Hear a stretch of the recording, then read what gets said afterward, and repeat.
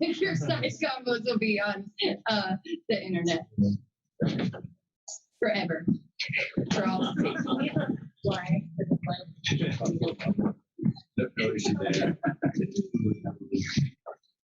This meeting is being recorded. Okay. We have a flag. No, I didn't look at you. Okay, that's okay. Actually, I do have it. We're okay. But at this point, we are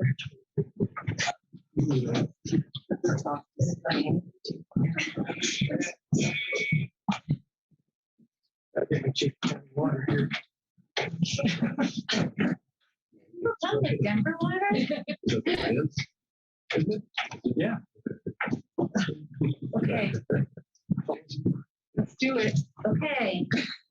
Good morning, everyone, and welcome to the first day of our September 21 PWCP meeting. We will call the meeting to order and stand for the Pledge of Allegiance. Somebody's got their sound on their computer. It's fine. Okay. All right. I pledge allegiance to the flag of the United States of America and to the republic for which it stands, one nation, under God, indivisible, with liberty and justice for all. Thank you.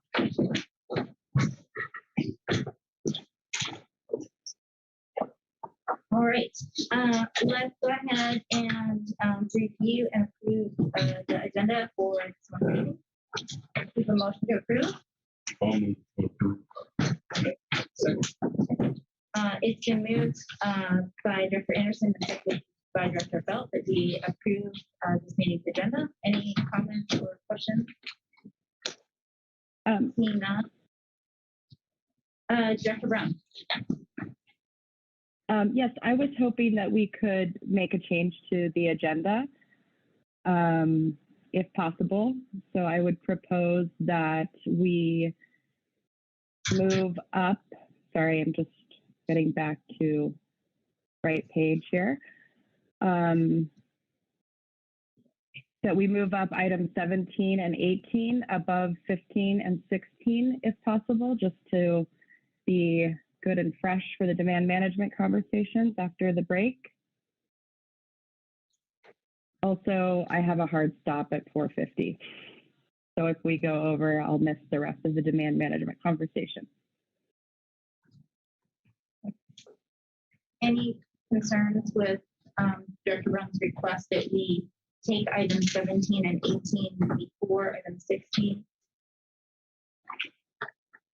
Okay. Any other comments or questions on the agenda? All right. Are you willing to make a motion to approve the agenda as modified by Director Brown? Okay.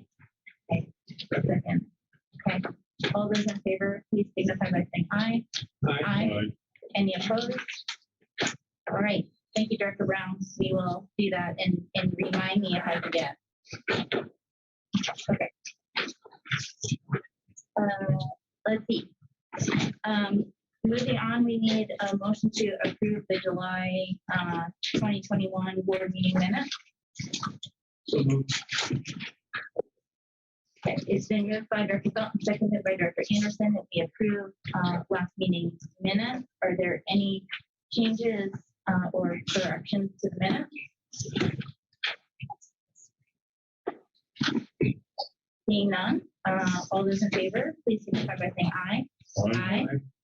And for those, I should have said, for those on Zoom, if you have any objections or wish to vote no, please just indicate in the chat. All right, anyone opposed? All right, the meeting minutes from July 2021 are approved. Moving on to agenda item 3, the consent agenda item. Does anyone wish, Director Hawkins needs to make a disclosure. Director Hawkins? Thank you. On a consent agenda item 2B, the Nature Conservancy has been involved in this project before, we are not providing any match. We are not the applicant in this case. I also, when we get to it, want to ask to remove one of the consent agenda items. And I think we are there. So which consent agenda item would you like to remove, Director Hawkins? Consent agenda item 5F. 5F. Okay. Are there any other consent agenda items that that directors would like removed from the consent agenda and acted upon separately? Okay. Let me just ask Director Mitchell, when would you like to take up 5F on the consent agenda? What is the title of that one?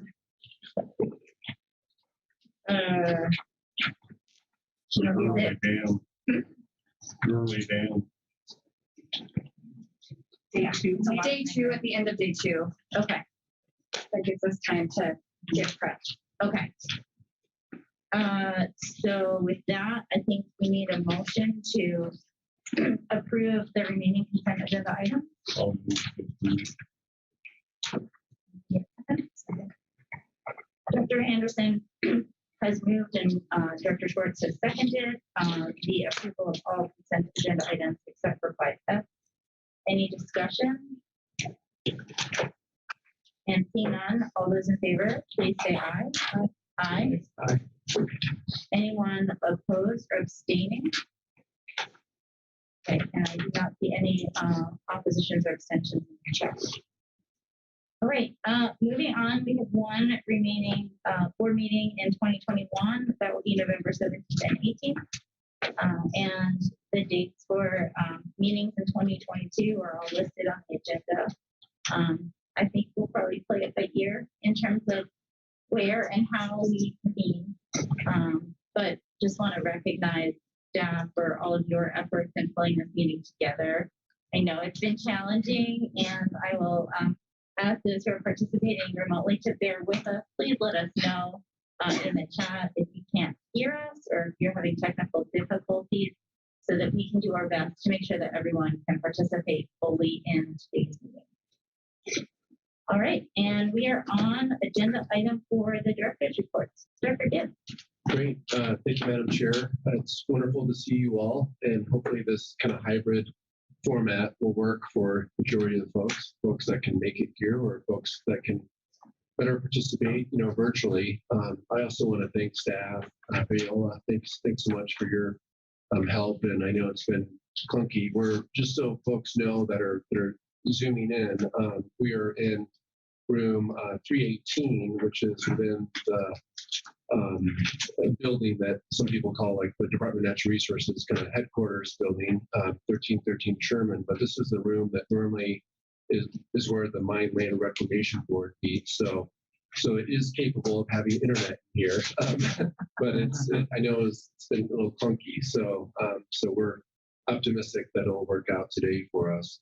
I have a few updates here, and first I want to just share we're moving now into I can't believe it's 2021 2022 budget time frame. So we're in that now, and I just want to give you a snapshot of what that looks like for the Department of Natural Resources. So our total funds, which does not include capital, is $334.1 million. We also have 1,521.4 FTE. So if you break that down, we're about 37.3 million general fund, 262.3 cash fund, 7.5 million reappropriated funds, 26.9 million federal funds. And so the budget really includes, if I just think of some of the big picture areas, right now, significant funding and supports going towards our wildfire mitigation and forest restoration projects. We're working very closely with the Colorado State Forest Service on that because they are the wing of our Division of Forestry, so they carry out the forestry work for the DNR. Also funding for post-fire watershed restoration grants that's administered, of course, through CDBG, and then we also had some staff and operating resources geared towards to support the Fisher's Peak, our new state park that I think many of you are aware of. There's a lot of moving parts to open up a new state park. So you need money, you need staff, you need to plan, you need to work with the local community. So we're doing all of those to make sure that Fisher's Peak State Park will be, one of the greatest, in the state. We also have revenue transfers too, to ensure the solvency of the severance tax operational fund too. And then we had some, significant state and kind of federal stimulus that went to the state that became general funds. So the DNR in our partner agencies received a total of $130 million of state stimulus funds. So when you break that down, we had $65 million for wildfire mitigation, recovery, and restoration. That included money for the CBCB watershed restoration funds. We had $45 million for public lands and outdoor recreation, and $20 million for the water plan implementation. And and then so we are right now planning on potential real federal money coming our way as a result of the American Rescue Plan.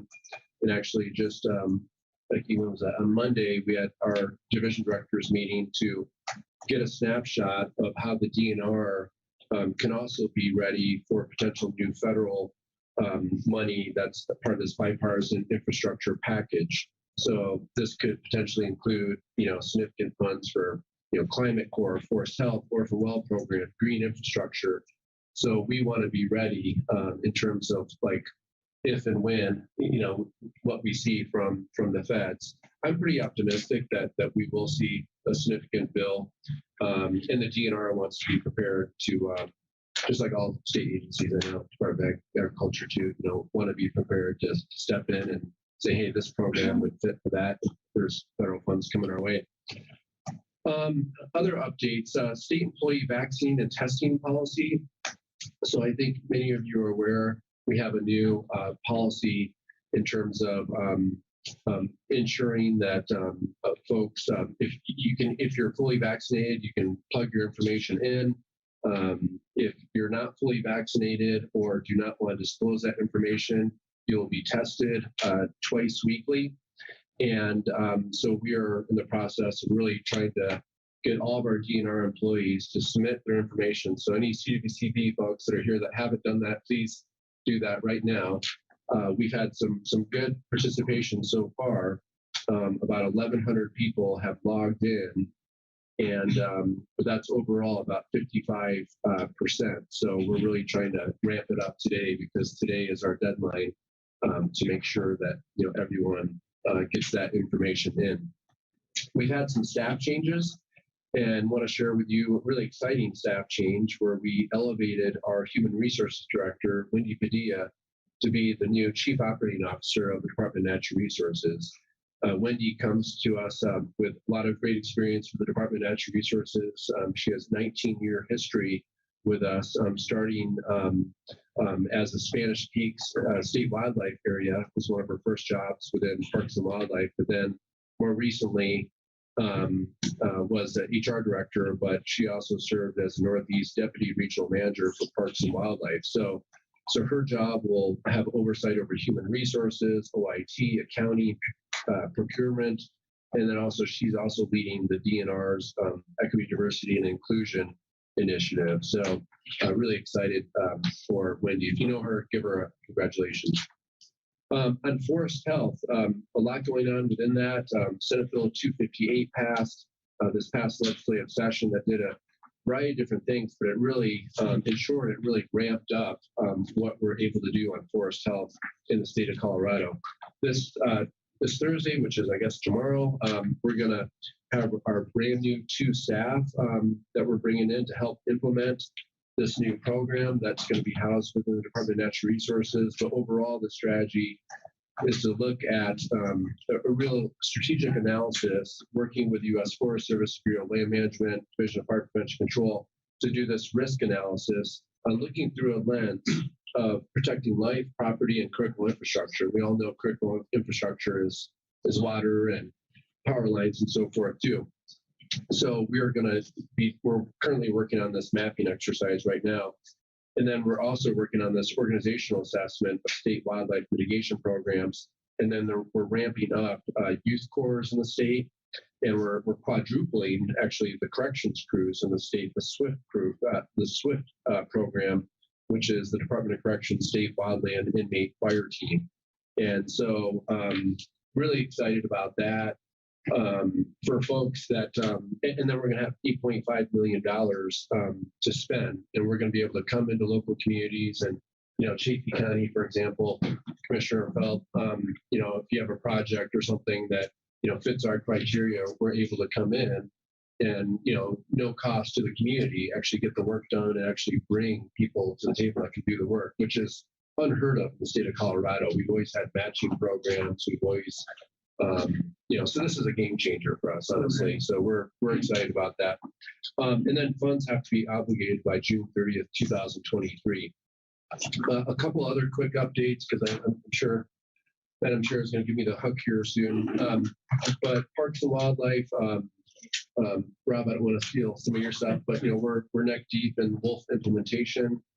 As you all know, Proposition 114 passed, and that on November 2nd, 2020, that directed Parks and Wildlife to work to develop a plan, but also introduce wolves that lie west of the Continental Divide no later than December 31st, 2023. So we have both a technical work group and a stakeholder advisory group. Next week, I'll be in Grand Junction, the stakeholder advisory group meeting, but these meetings are ongoing. We're working hard to work with diverse stakeholders to try to gather input and have this be successful in Colorado. Our Colorado Geographic Naming Board, that meets every third Thursday of the month, and they're contemplating name changes for proposals in Clear Creek County and Delta County right now. And what happens once they make recommendations, that then goes to the governor, and then the governor will say he agrees or he doesn't. If he agrees, then that goes to the National Geographic Naming Board for the feds to ultimately make that decision. There's also a lot going on with Colorado Oil and Gas Conservation Commission. We're currently working on the financial assurance rulemaking process, which is one of three remaining of the rulemaking process as a result of Senate Bill 19181 that passed a couple of years ago. And then State Land Board, staff presented to the commissioners a framework for renewable energy development on State Land Board, which is really exciting. So looking through a lens of what would be suitable for both solar and wind. And then also just to finish up here, a few weeks ago, or was it maybe last month, we had our drought tour. Very, very successful. I just really want to give special thank you to Megan Holcomb and Kelly Romero-Heaney, as well as your staff too, Commissioner Greenberg. It was an amazing partnership with the Department of Ag and CWCB to really put everything together. And just phenomenal when you get, statewide leaders hearing from local farmers and ranchers and municipalities of the challenges, whether it's through a lens of outdoor recreation or production agriculture. And I'd love to see, frankly, like an annual trip like that. I know it was out of urgency of obviously statewide challenges with drought, but I really think some exciting things will still, come out of that. And but just thank you so much. I don't see Megan here in the room, but Kelly, thanks so much for your leadership. I'm happy to answer any questions. I'll be here all day. I have a couple of meetings I have to run out for, but and then tomorrow I'll be virtual. Really appreciate your report and thank you for being here. Director Zapata posted a question in the chat. Do CWCB board members fall under vaccination requirement? They don't right now. No, because you're not getting paid. So that's the big distinction right now. But right now, no. Thank you. Other questions for Director Gibbs? What was the name of the wildlife mitigation initiative? Well, it's Senate Bill 258, and that's kind of what sprung everything out of it. And then we have what's called the Rapid Fuels Reduction Assessment Team. So that is ongoing. That's where we're bringing in the U.S. Forest Service, Bureau of Land Management, Division of Fire Prevention Control, the DNRs, a lot of different stakeholders to do this mapping exercise. But yeah, Senate Bill 258, that was the one that brought the funding and resources to us. Other questions? I just lost connection to Zoom. So if anybody online wants to ask a question. Jackie has a question. Yeah, Jackie, go ahead. Thank you. Director Gibbs, thank you so much for the updates. I just wanted to let you know that on the heels of the drought tour, when the governor and Becky announced that the state was helping to fund making water available out of Elkhead Reservoir in the Yampa Basin for agriculture, that all of that water was leased. I found that out last week. So I just wanted to let you know that in case you hadn't heard, and just kudos to the state for their work making that happen. Sounds like it's going to make a big difference. It's awesome. Great news. Other questions? All right, thank you. Before we move on to Director Mitchell, Director Sakata had a question that I didn't catch in time on agenda item 3 regarding the board meeting date. Director Sakata, do you want to ask your question? Thank you, Madam Chair. I've noticed just in January and March, there's a couple options, and I guess the sooner we can lock those in, everybody's calendar gets busy fast. I already have conflicts for both of the dates in January, but in March, I would prefer the 16th and 17th. The 9th and 10th, of course, are the Basin Roundtable meetings, which I like to attend, but just that comment on those optional dates. Okay. Thank you, Director Zapata. I appreciate your input. We'll get them locked in before November. Okay. Thank you, Viola. Viola indicated, in case folks couldn't hear, that we'll get them locked in before November. So, and I would say if other directors have preferences to let Viola know. Okay. Thank you. All right. Moving on to Director Mitchell. Thank you. And I first want to echo a few things that Director Gibbs said. First and foremost, the governor really took a leadership role and with the vaccination requirement or the testing twice weekly requirement. So I want to make sure that the staff hears that really clearly. I sent a follow-up email. But I want to assure you that I did it without much help from Viola, and it was fairly easy. And so the deadline is today. So I'm hoping that we have 100% participation from the CWCB staff level on getting that done. So, and then I also want to echo some of the thanks, or all of the thanks, about the drought tour, and thank you, Director Brown, for mentioning the Elkhead Reservoir releases. And I want to give a little bit of a clarification of how CWCB played a role in that, and the importance of our partnerships and working together with folks on the ground. So at the drought tour, we announced a partnership with the River District to initiate some water releases from Elkhead Reservoir free of charge to farmers and ranchers that have been severely affected by the drought. So CWCB actually put money towards that water. And so I'm so happy to hear that Director Brown said that all of that water had been used and put to good use. So I do echo Director Gibbs' statement that we hopefully don't need to do that in an emergency situation, but a tour across the state, really seeing what's happening on the ground and connecting the department with what folks are doing on the ground, both departments, and really make that connection. So much of what we have lost in these last couple of years is that constant connection with farmers, ranchers, and our recreationalists, our environmentalists on the ground, and really remembering why we're passionate about doing the things that we do. And so I hope that this can continue to be something that we do all the time. And on that drought tour, we heard not only about farming and ranching, but forest health, wildlife, ecosystems, and the recreation industry, and the effect it had on local economies. So I think it's incredibly important in drought or not.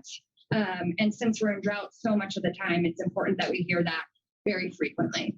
I want to talk a little bit about some things as it relates to bigger picture on the Colorado River. You heard me talk at the last board meeting about the drought response operation agreement and some of the releases. That's referred to DROA. So when I say DROA, that's what I'm talking about.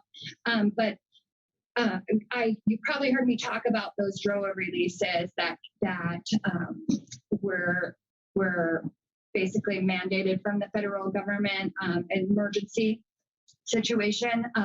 But I want to talk a little bit about the impact that had. Those releases came from Blue Mesa, from Director Anderson's basin, and had a very great impact, particularly on the lake recreation season, which is a major contributor to the economy out in the Gunnison Basin. And so we did hear on the ground that the marine operator was given 9 days notice to empty 180 slips. That caused 25 people to lose their jobs 6 weeks earlier than planned. The marina lost about 25% of its total annual revenue. Losing that lake recreation over Labor Day weekend is a big hit to the entire community. And we know that those reservoir elevations in Lake Powell are incredibly important, but we want to make sure that folks hear the impact that had in Colorado. And so hopefully what we get from this is it creates a chance for us all to learn and inform the next steps. Those timing of releases and the times potentially to avoid and ways that we can lessen the economic impacts, but also it really highlighted the need to look at shepherding and administration issues and how do we address that. So at this point, we're relieved to hear that there's no additional emergency releases right now, but we are in planning mode for the potential of a 2022 DROA plan. And so I want to make sure that folks hear that I am working to ensure that there is full consideration of the effectiveness of the releases, that there is consideration of the recovery of the reservoirs impacted and all other components required by the drought response operations agreement. So I think we have learned a lot from this. We have learned a lot as it relates to some of the other work that we're doing. I think that's important to remember as we're looking towards the future. All of this is happening with the backdrop of the post-2026 operations negotiations happening. I laid these out at Water Congress. We were fortunate. There were a few board members at Water Congress. We had a few staff there. Director Gibbs was there. And so we had an opportunity to meet with a broad group of Coloradans and some other states were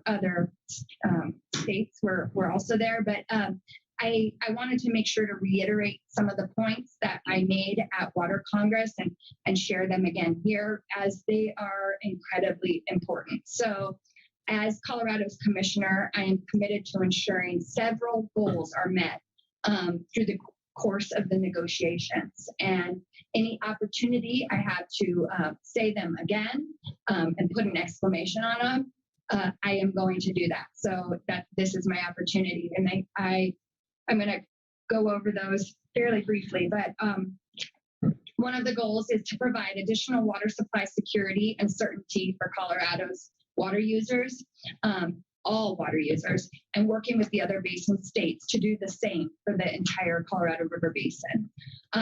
It is also a priority to avoid litigation among the 7 basin states. Also a priority to avoid curtailment in the upper basin. We want to continue to ensure that operations of Powell and Meade protect the interests of both the upper and lower basin. I also feel that it's important to address the overuse in the lower basin, often called the structural deficit, and all the while continuing to support coordination with Mexico while noting that this will be a domestic agreement, and make sure that we are continuing to maintain compliance with established federal environmental law. And those are our guiding principles as of this point. I'm sure we will be adding more as we go through this process. The impact of these meetings, our conversations with all the board members, but all the water users in Colorado. And when I say water users, I don't just mean folks that deliver clean water to people. I mean farmers, ranchers, recreationalists, environmentalists. I mean everyone. And so I think as we move towards the future, that input is going to really drive the direction that we go. I go, but as we that we go as a state. So I hope that we can all support that that effort and these goals. That being said, we're at the same time as all of this also working on our water plan update. So I urge everyone to look at the director's report. I sometimes spend my time regurgitating some highlights of that, but I actually feel like it's important that when you think about what this agency does and the broad scope of what we do and the diversity of the staff and the work that's happening on the ground in the office with the people of the state of Colorado, I think that is a good place to see the diversity of our work. There's, I went through and re-looked at the director's report over the last couple days. It's long sometimes, but thinking about the work that's happening in conservation, in the in-stream flow section, in our loan programs, in the flood section that is so busy right now, and the work that Anna's doing to make sure that our outward face with the public is efficient and effective and creates a welcoming environment. Everyone in this agency is really kicking butt. Is that appropriate to say on the record? But they are. And I think that director's report shows it. But one of the things that's also in there is brief update of the water plan, kind of our little bit of our path forward. And so the basin implementation plan reviews are currently underway, and they are going to be running for, they actually ran till Monday. I think we reviewed till Monday. And then we're going to have a broader public comment period that's going to start October 13th to November 16th. And then those basin implementation plans are set to be finalized by January of this next year. So I think that's one of the updates. And then you're going to hear a little bit more about where we are on the overarching water plan. So in closing, I always have a little bit of good news for me, maybe not for others. And so we do have a new staff that I want to make sure to welcome formally. So Pete Conowitz has joined the CWCB team in the Stream and Lake Protection section. That's a big win for us and a big loss, unfortunately, for Colorado Parks and Wildlife. And so I know, to no fault of his own, Pete is from California. And but when he came here and went to CSU, I think he determined that this is the best place ever. And so we wish him the best with our new with his new endeavor with us, and he's going to be really working hard. And we wish Colorado Parks and Wildlife the best in replacing him. And so I apologize, Rob. I apologize, Dan Prinsloo, but we are so happy. And you know my reputation of stealing great people. So normally from Kevin. So I think Kevin's also happy with this update. So that is all I have. I'm open to questions. And I'm looking forward to spending the next couple days with everyone. Glad you're retaining your title as champion co-chair. Are there questions for Director Mitchell? I have a question. Thank you, Madam Chair.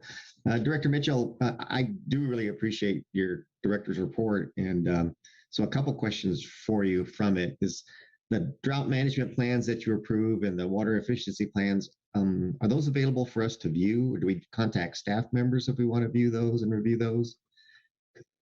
So ask that question again, Robert, what the drought management plans? Yeah, I That- see in the drought Oh, management. yes, those are definitely available for board review. You can reach out to staff. You always can reach out to myself.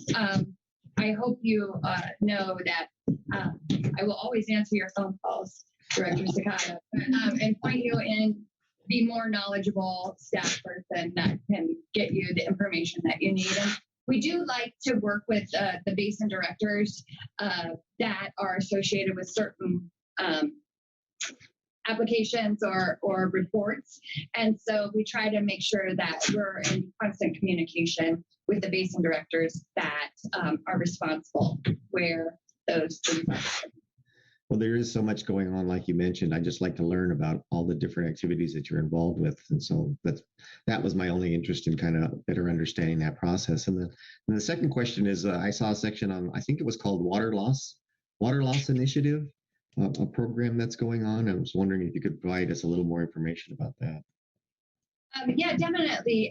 Kevin Reedy, I believe, is the responsible staff for that, and so this is definitely something that Kevin is passionate about. We know that one of the first ways to conserve is to most efficiently use the water that we have. And so this is part of that effort to make sure that there is not untrapped water that is basically being lost in some way, shape, or form. So I can get you some time with Kevin Reedy if you'd like, and he can let you know a little bit more about that program. He is extremely knowledgeable when it comes to conservation related efforts. And I think you probably heard at the last board meeting some conversation on landscape initiatives and that sort of thing. And Kevin's leading the charge also on that stuff. So we're looking to actually get him some help because he has got his fingers in a lot of pots, and so I will make sure that he reaches out to you, Director Sakata. And thanks for being a board member that is interested in everything. Thank you. Thanks very much. Other questions for Director Mitchell? Yeah, Director Bell. Just a comment. I liked your list of sort of, I guess, key strategic points in how you're looking at the Colorado River situation, providing additional supply and security to water users, avoiding litigation, avoiding curtailment, compliance with environmental laws, and then addressing the structural deficit. And I just want to reinforce for you, I think that addressing the structural deficit will help us achieve all the other ones. And I can't think of a better person to be driving that for Colorado. So I just want you to know that as far as I'm concerned, this is really, really important, critical thing. And I think we're really with you on that. And glad that you are leading the state there. Thank you, Director Phelps. I easily get teary-eyed. I agree wholeheartedly on the importance of addressing this directly and head on.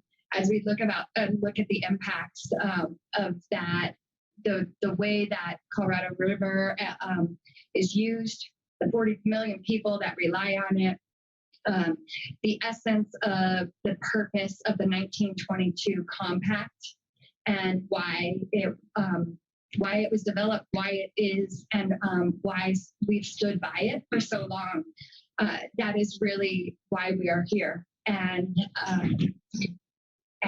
why Colorado has thrived is that protection. And so it's important that we continue to defend that and really continue to look at ways that we can all do better, and that we remember that compact is there so that we could develop at our own pace, and that we preserved this right to life, which is what water is, and will continue to be. So I thank you for that. It's one of one of the more meaningful things in my life right after my family.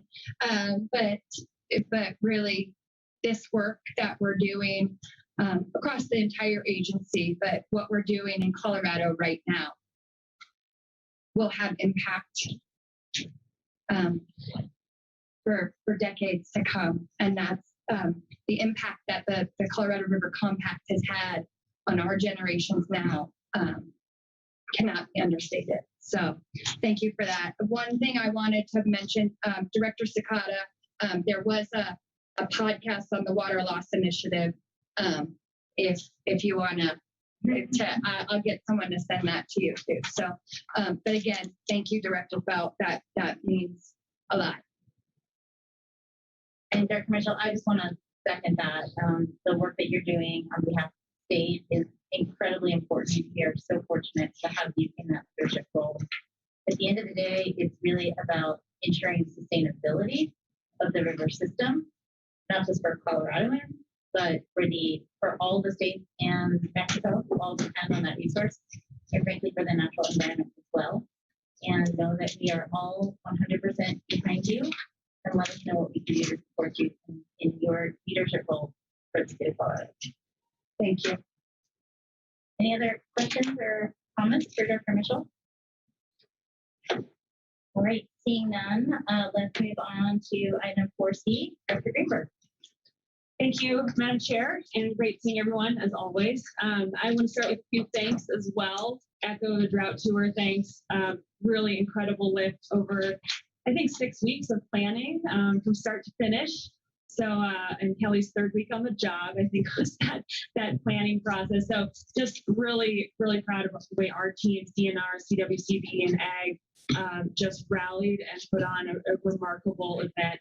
And very grateful to those phoning in, and Director Brown for hosting us in your basin, for the governor for being out there in Moffett and Routt counties, just hearing from the folks who are living the drought, living the realities of it right now. And pretty remarkable standing on the ground and feeling what the soil feels like underfoot right now in the western slope. In addition, I want to say thank you to Director Schwartz for hosting myself and a couple of my board members last week on a tour in Silt of a greenhouse operation that's just getting up and running, looking at indoor operations for vegetable production and what that might look like on water impact, as well as just ability to grow food locally. So lots of questions and intrigue from myself and the board about how that sort of system operates. We just wrapped up State Fair last week. So thank you, Director Gibbs, for being there for a number of days. And Director Gibbs' son, Tate, got a very special moment with a cowboy at the rodeo, handing him a rope through the gates there, and I think we have a burgeoning cowboy. Yes, have to send that photo. So, really successful event. We had a record junior livestock auction. We had a number of new events, including the Governor's Plate, sponsored by the Governor. We had a food truck competition with local food sourced from Colorado Proud. So you'll over time be seeing more vegetables at the State Fair, more meat. We'll still have funnel cake and French fries and all the rest, but really trying to highlight Colorado producers at what is our one of our largest Colorado ag showcases. A couple weeks, and this is actually a couple of months ago, I think now, but I'm not sure I've updated you since, but the USDA did approve our state hemp plan. So that is done after 2 years of pretty incredible effort by my team and the USDA. So for hemp producers or anyone interested in the future of hemp, we have a much more stable regulatory environment. We are continuing to make sure our rules align. So there's still work going on there. But the comments and work with USDA that we put in to shape their final rules really played out to our favor. We have a number of innovative items that we put forward that they accepted, like a remediation program for hemp above the 0.3%, so we don't just till it in or burn it or compost it. We can actually look at some other opportunities for that product. So things like that are now in the final rule. We also got our state hemp plan approved by Willie Nelson. which feels like a unique kind of win.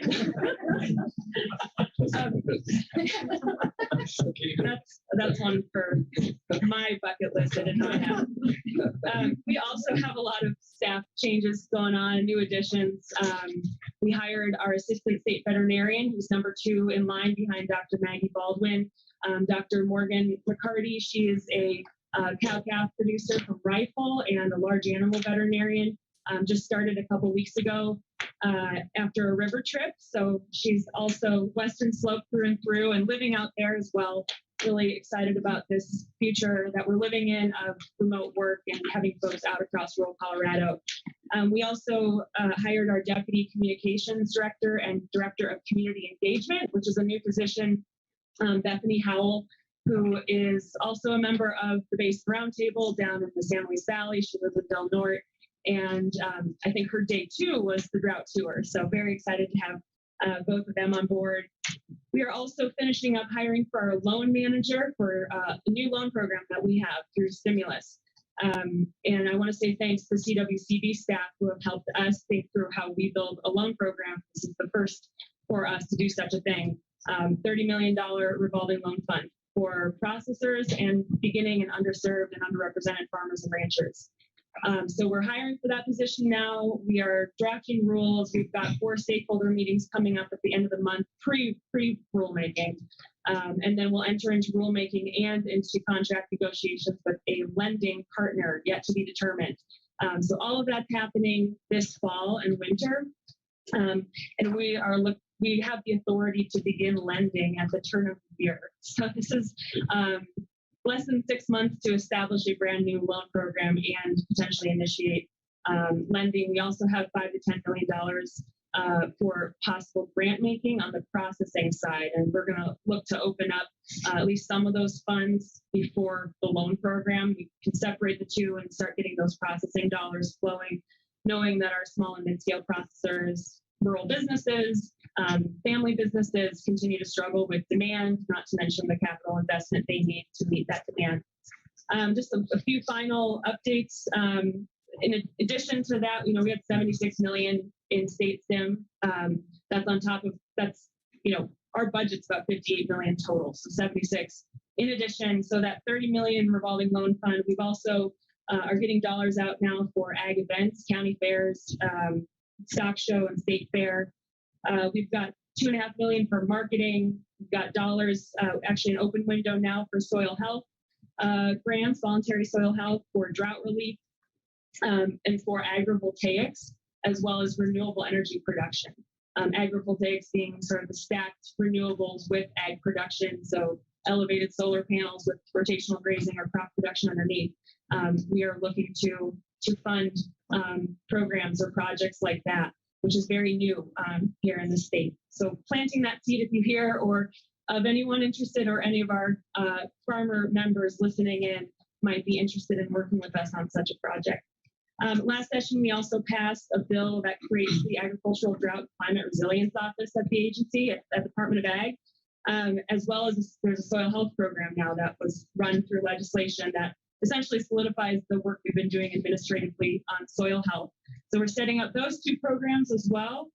We do have the ability to hire 1 person on the Drought and Climate Office, which we're just finalizing that job description, but that will be a person who hopefully you all will get to know quite well, especially on our staff level working groups, cabinet level working groups, figuring out how we really drive the efforts around climate resilience and mitigation in ag, with ag at the helm there.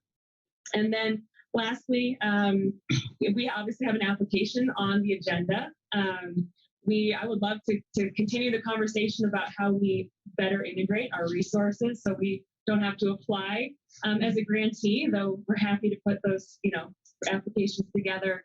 But our proposal for CWCB is to advance our soil health work out in the Republican River Basin.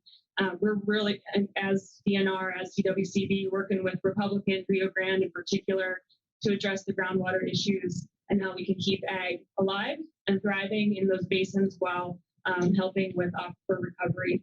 So that soil health proposal is part of that larger effort.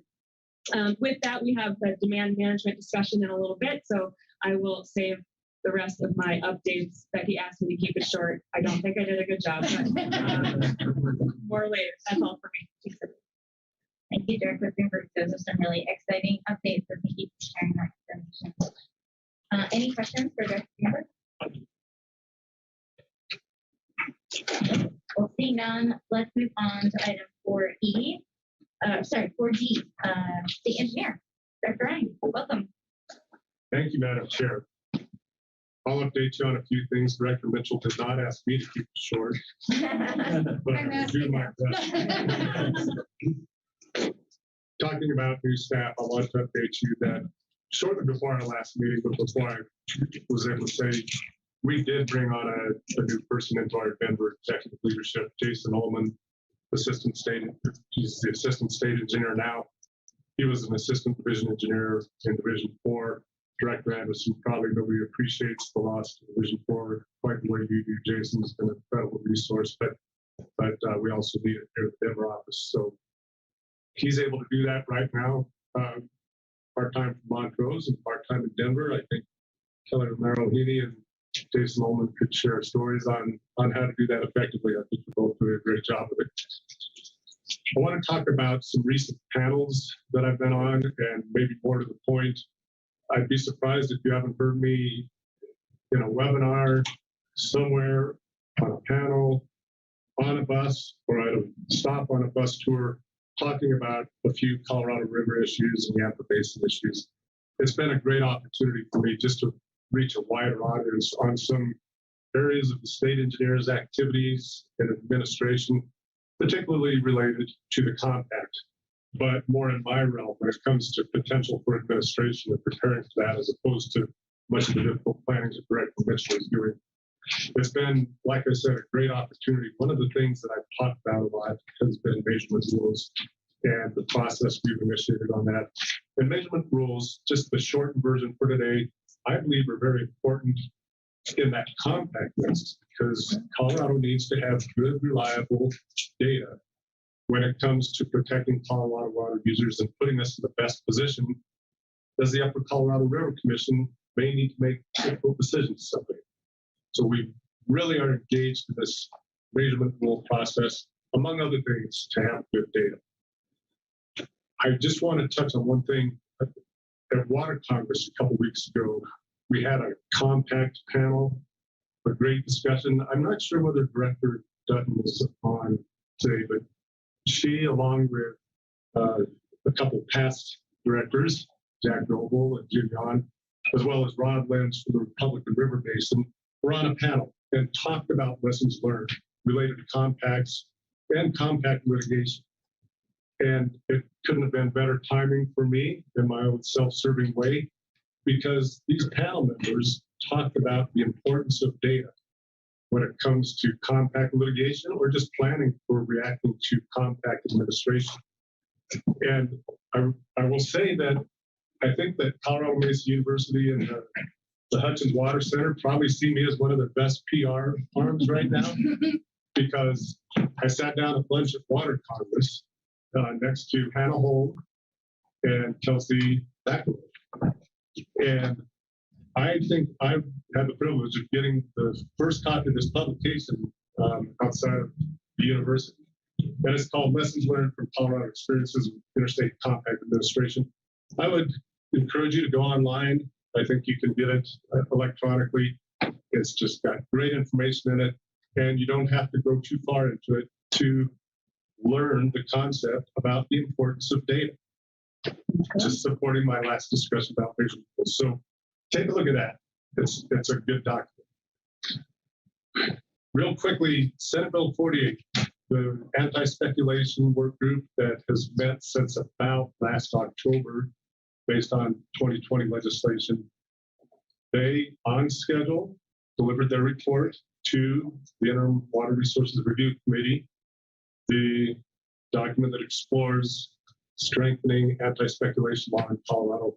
It's a very, I call it a very dense report. It's 66 pages, but really no fluffing. That was delivered on time. It's available on our DNR website. if you'd like to look it up. And I've heard from CWCB staff that I should consider doing a more thorough update in a future meeting, so I can do that. But let me just say for now, it was a great effort. It was presented, the report was presented to the Water Resources Review Committee in their last meeting at Water Congress, and the reactions are very favorable. And we've seen that already. They're acting on some of the concepts as far as perhaps drafting legislation. We saw that in their meeting yesterday. I want to just let you know, one of the things that happens in my world every year is the Association of Western State Engineers Conference. And I just need to quickly describe to you what the Association of Western State Engineers is. And it's just like it sounds. It's Western State Engineers.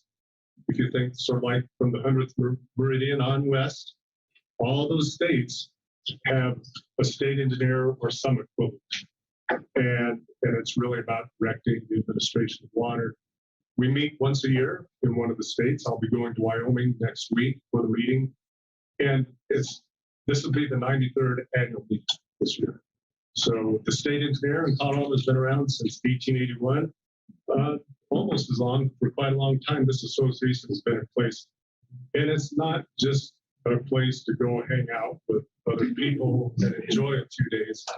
This is a good brotherhood and sisterhood of people that share the same issues when it comes to prior appropriation administration and dry states. And I looked at our agenda for next week. We're going to be talking about in-stream flows, wetlands restoration. I'll be talking about the anti-speculation report, surface water, groundwater, joint regulation, they say, what we would call conjunctive use in Colorado, and produced water. And so I'm just really looking forward to being there. It's a very informative meeting, very helpful meeting for all of us state engineers and past state engineers. My two predecessors will be there as well. Just one last nod toward the drought tour. New topic, one last nod toward the drought tour. Thank you all. That was very valuable for me. A couple weeks afterward, I went on a similar tour in the Rio Blanco Basin. We always have to remember, Director Brown, that in Division 6, there's another river system. It's the White River. We talked about the Yampa a lot. There's another important river in Division 6. And so I got to, again, for me, it was a lot about connecting with the people there that I've talked to on the phone, but don't get to see in person and don't get to spend more than a couple minutes with. So I really appreciated that Rio Blanco tour a couple weeks after the drought tour. Last item, I spent a really good day and a half in Frisco, early the first part of this week, meeting with our DWR staff from around the state. We've missed a couple of our annual meetings that we do in person. We felt a real need to get together. And so your DWR leadership is actively looking at the way we administer water, what's changing with technology, what's changing with needs, what's changing with resources, and how we're going to react to that in the next 6 months, 12 months, and 5 years. And I don't have any detail on that because that would be another 30 minutes. I just want y'all to know that that's what your DWR team is doing. We're doing the work we need to today, but we're planning for the future. And Madam Chair, that is my update for today, unless there are questions. Thank you, Director Ryan. Director Mitchell, did you have a comment? Yeah, I wanted to make sure that to echo some of what Director Ryan said about the lessons learned report, and just to keep you guys so focused today and not get you too excited, but agenda item 9, we'll have Kelsey here to talk about some of this. And so maybe we can get some more of those reports at some point and get them out to the board members. But that was probably my favorite presentation at Water Congress, and the one I learned the most from. So I want you all to be looking forward to agenda item 9. Kelsey's got some energy for sure. No. Are there other questions for Director Ryan? I had a question for you. So obviously there's been concern raised about the leaks in the federal reservoirs, and what Bureau of Reclamation is doing, if anything, to monitor the water as it goes through and make sure that those releases are serving their intended purpose. And I'm curious from your perspective, what we're doing or what we can be doing as a state to at least track that water as it moves through Colorado to see if it's making it to the state line as intended. Thank you, Madam Chair. That's a great question, and it's complicated, but I think I have a good answer for today. And I just need to ask you all to go back a few months when I updated you on a reservoir release that we oversaw from Home State Reservoir. Releases of water that peaked at 175 CFS, if I recall. And one aspect of our investigation was whether we could track that water, certainly as it went down Homestead Creek, but what about the Eagle River?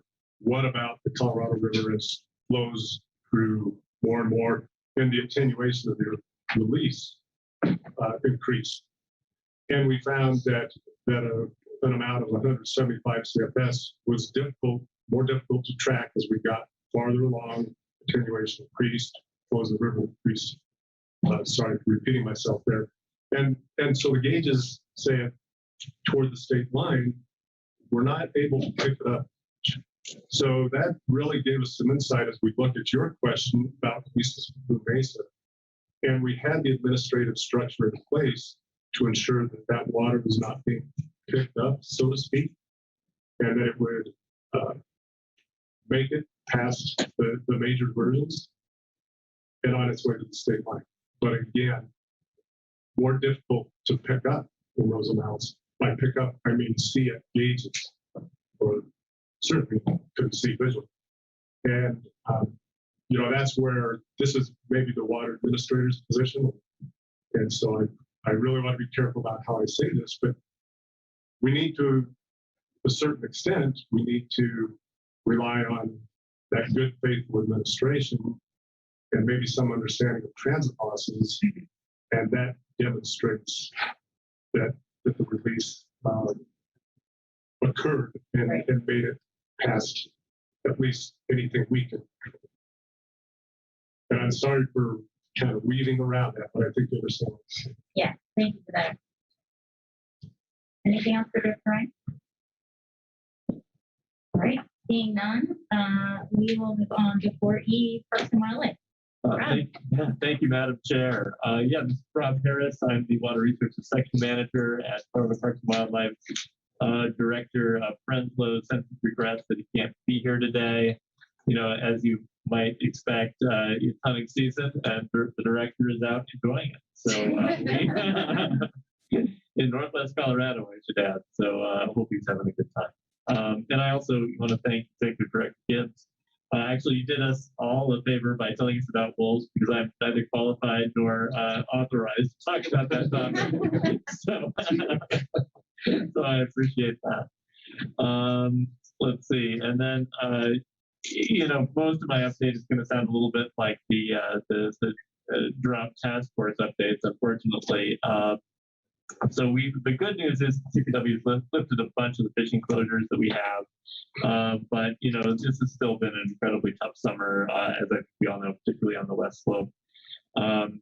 With those cooler evening temperatures and continued reservoir releases, we have lift closures on the Colorado, the Eagle, and the Roaring Fork. That said, the fishing closures do remain on the main stem Yampa and within the Elk. And then they also remain on the Dolores and in the Tomichi Creek. So if you really want to kind of get down into the weeds, we have a great resource on our webpage you can check out. Our Northwest Aquatics team is monitoring conditions throughout Middle Colorado River. Then they've sampled in the area of the Colorado around Rifle, and that was really the first time that they did that big mud flow event in Glenwood.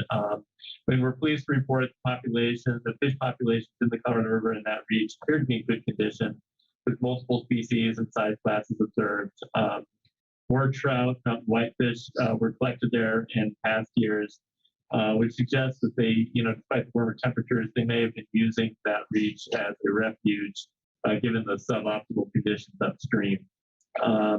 In Glenwood Canyon specifically, Grizzly Creek took a beating, reported, trout, not whitefish in late July before the major mudslide. And it now has about a foot of fine sediment in sections.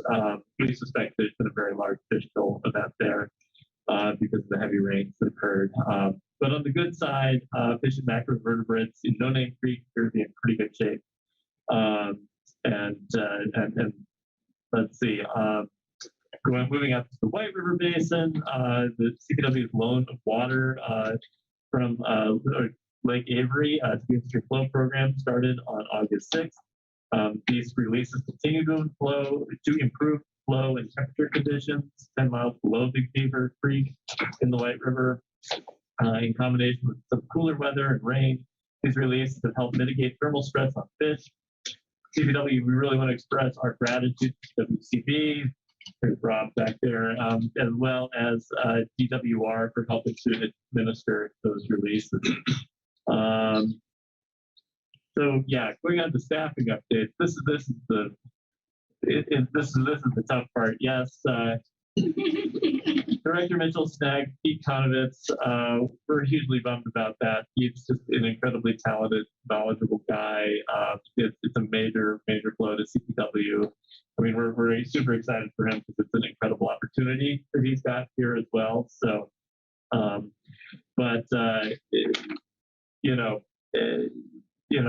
we're glad he's not going too far. I mean, we're used to working with the Industry Flow section pretty regularly, so we'll just see him put on a slightly different hat. But that's going to be big shoes to fill. And then, as if that weren't enough, the Fish and Wildlife Service also stole our Northwest Regional Water Specialist, David Graff. So he's going to be working in the recovery program starting at the end of this month. And, David is also our most experienced regional water specialist that's been with the agency for 24 years. So to lose both these guys in the same month is pretty rough. Not going to lie about that. The good news is that there are some incredible opportunities here. These are cool jobs. These are impactful jobs, for folks who know and care about water. So please, I'm spreading it here. Please also yourself spread it far and wide. We're looking for some great people to fill those roles. And certainly, we wish both Dave and Pete the best in their next steps. So with that, I think I'll hand it over for questions if there are any. Thank you. Any questions? Dr. Phelps. Thanks. Just a comment, Rob. The Arkansas River Voluntary Flow Management Program this year was a great year, I think, to demonstrate the effectiveness of that program in terms of we looked around the state and what most rivers were experiencing. And if you looked at the actual native flows in the Arkansas, we would have been experiencing the same thing through the summer. Instead, we had this amazing flow of 700 or more, sometimes with the rain. And I just really, to me, the way it's functioning now is a great example of the merger, I think, finally coming to express itself the way it was meant to, in the sense that we have, instead of having wildlife and parks each advocating for two different things in public and creating confusion for the water community and uncertainty about maybe whether they should support something or not, parks and wildlife are coming together hand in hand with a coherent strategy for spring and summer. And Josh Neary, Rena Griggs, Tom Waters, they're working across that whole spectrum. They're doing a fantastic job.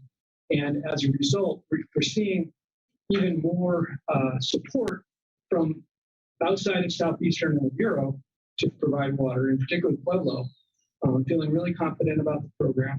And then Colorado Springs and Aurora also being a part of conversation and trying to do what they can to achieve the goal. So I just I was hoping Dan would be here so I could say him in front of everybody. But to me, this might have been the best year yet in terms of how everyone worked together and the success that was shared throughout our basin and the feeling of success.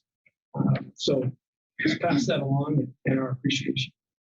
I deeply appreciate those comments, Director Felt. I mean, in addition to Tom, Rita, Josh, I also have to give a shout out to John Erickson in my section. He's been pretty instrumental in figuring out the math and making these releases work. And I completely agree with your point about really the synergy of, particularly in water, between having our parks and our wildlife releases and cooperating those resources and not just within our DNR, but also with partners, which I mean, nothing is quite illustrates that like voluntary flow management program. So you can have these multiple parties come in to reach a very tricky goal, and coordinate in that way. Yeah. Thank you very much. Thank you. Thank you for sharing those comments, and thank you again for your report being here today. All right, let's move on to item 4F, Water Resource and Power Development Authority. Thanks for joining us today. Thanks for having me. I think it's the first time I've been to an in-person meeting at the Colorado Water Conservation Board since March of 2020. So thank you for having me. Again, Keith McLaughlin, Executive Director for the Colorado Water Resources and Power Development Authority. One of the hats I wear is actually a board member of the Colorado Water Congress. I'm their current treasurer. And it's with that hat, I want to thank all of you for your participation and attendance in the Colorado Water Congress Summer Conference. That conference almost didn't happen, and so there, with COVID going on, there was a lot of discussion on that. We were able to sort of pull through, and I thought it was a very successful conference. I want to make sure to thank all of you for attending and for your participation. You play this critical role in that conference, and really that conference couldn't happen without the participation of this group. So I want to thank both staff and the board for their attendance. I was inspired by Becky's presentation on the Colorado River Compact. For those of you that were there, she had a cheering section. And every time she hit a high point, there was somebody, and I think it was mostly Travis Smith, that would say, "That's right." Yeah. And so I asked my staff today if somebody would join me. I didn't get any takers today, but we'll look for some. Hey. Maybe next board meeting. All right, so let me put my executive director hat back on for the Water and Power Authority. I'm going to give you a few numbers. We're about where we have been as far as loan terms, as far as the number of loans we've issued during the year, although that will likely change, and I'll speak to that in just a moment here. To date, we've closed 6 loans for about $14 million. That's on the wastewater side. We've closed 5 design and planning and engineering grants. Planning grants are up to about $10,000. The design and engineering goes to about $300,000. And those are for communities that qualify as a disadvantaged community on our program. We did receive in middle of July our wastewater cap grant. We also received our drinking water cap grant. It was about $12.7 million, which is almost exactly what we've seen in the previous years. We're thankful for that. We don't receive any state funding. It's really just the recycled reloan dollars, which is like CWCB's perpetual base account, and then the cap grants that we operate our entire programs under. On the drinking water side, we've closed 10 loans for about $15 million, 3 design and engineering grants for about $560,000. Again, same criteria for the grants that goes to the Disadvantaged Communities Program. On the drinking water side, we get more money because our state does a phenomenal job of documenting the needs in the state on the water side. And so we get about $21.7 million, and that's continually gone up over the years. That is at the same level, but when they do a needs survey, I expect that will continue to go up. With regards to legislative matters, and Director Gibbs had mentioned this earlier, the $1 trillion Infrastructure and Investment in Jobs Act, that's something we've been following really closely. In fact, it's already passed the House and the Senate. It's in a reconciliation process right now. My organization, and we're partnered with Department of Local Affairs, DLG, in this building here, along with Water Quality Control Division, are receiving about $700 million for the state of Colorado over the next 5 years to fund additional water and wastewater projects. That's a phenomenal amount of funds coming into the state. So we're looking at project list and gearing up resources to make sure we can do that. But I think that bill will pass. It's just a matter of when, not if at this point. So we're looking forward to that, but that's a huge challenge for us. We fund about $50 to $100 million in loans every year, as much as $200 million.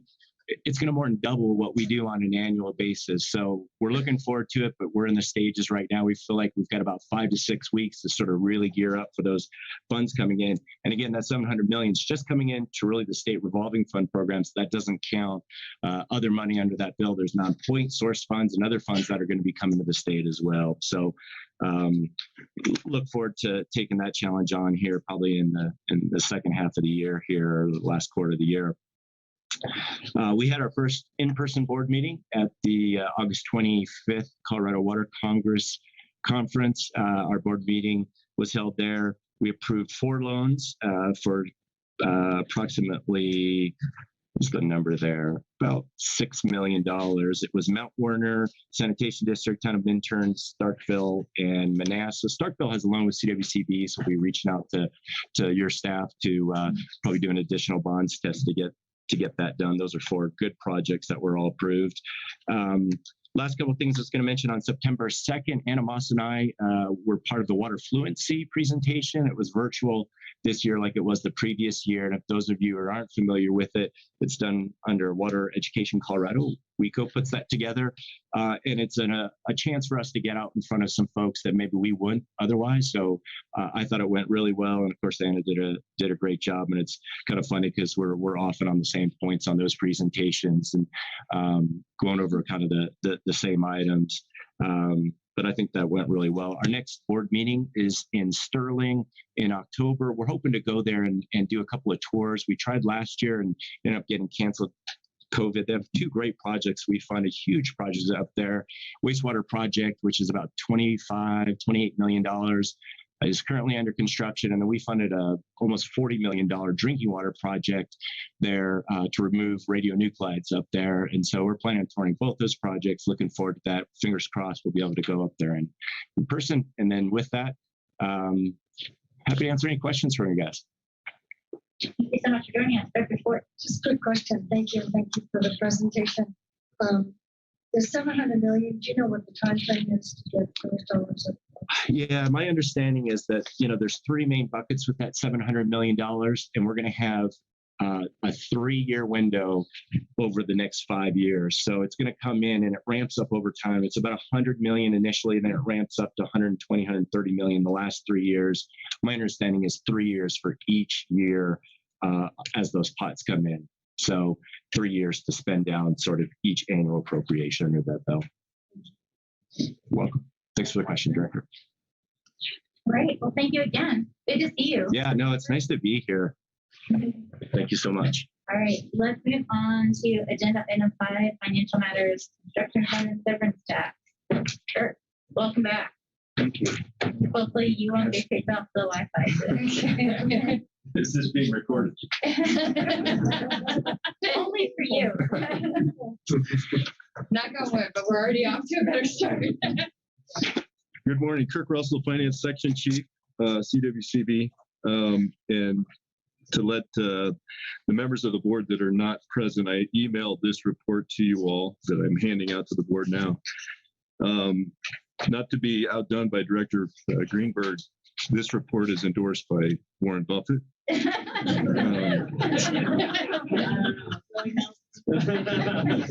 Again, this isn't recorded.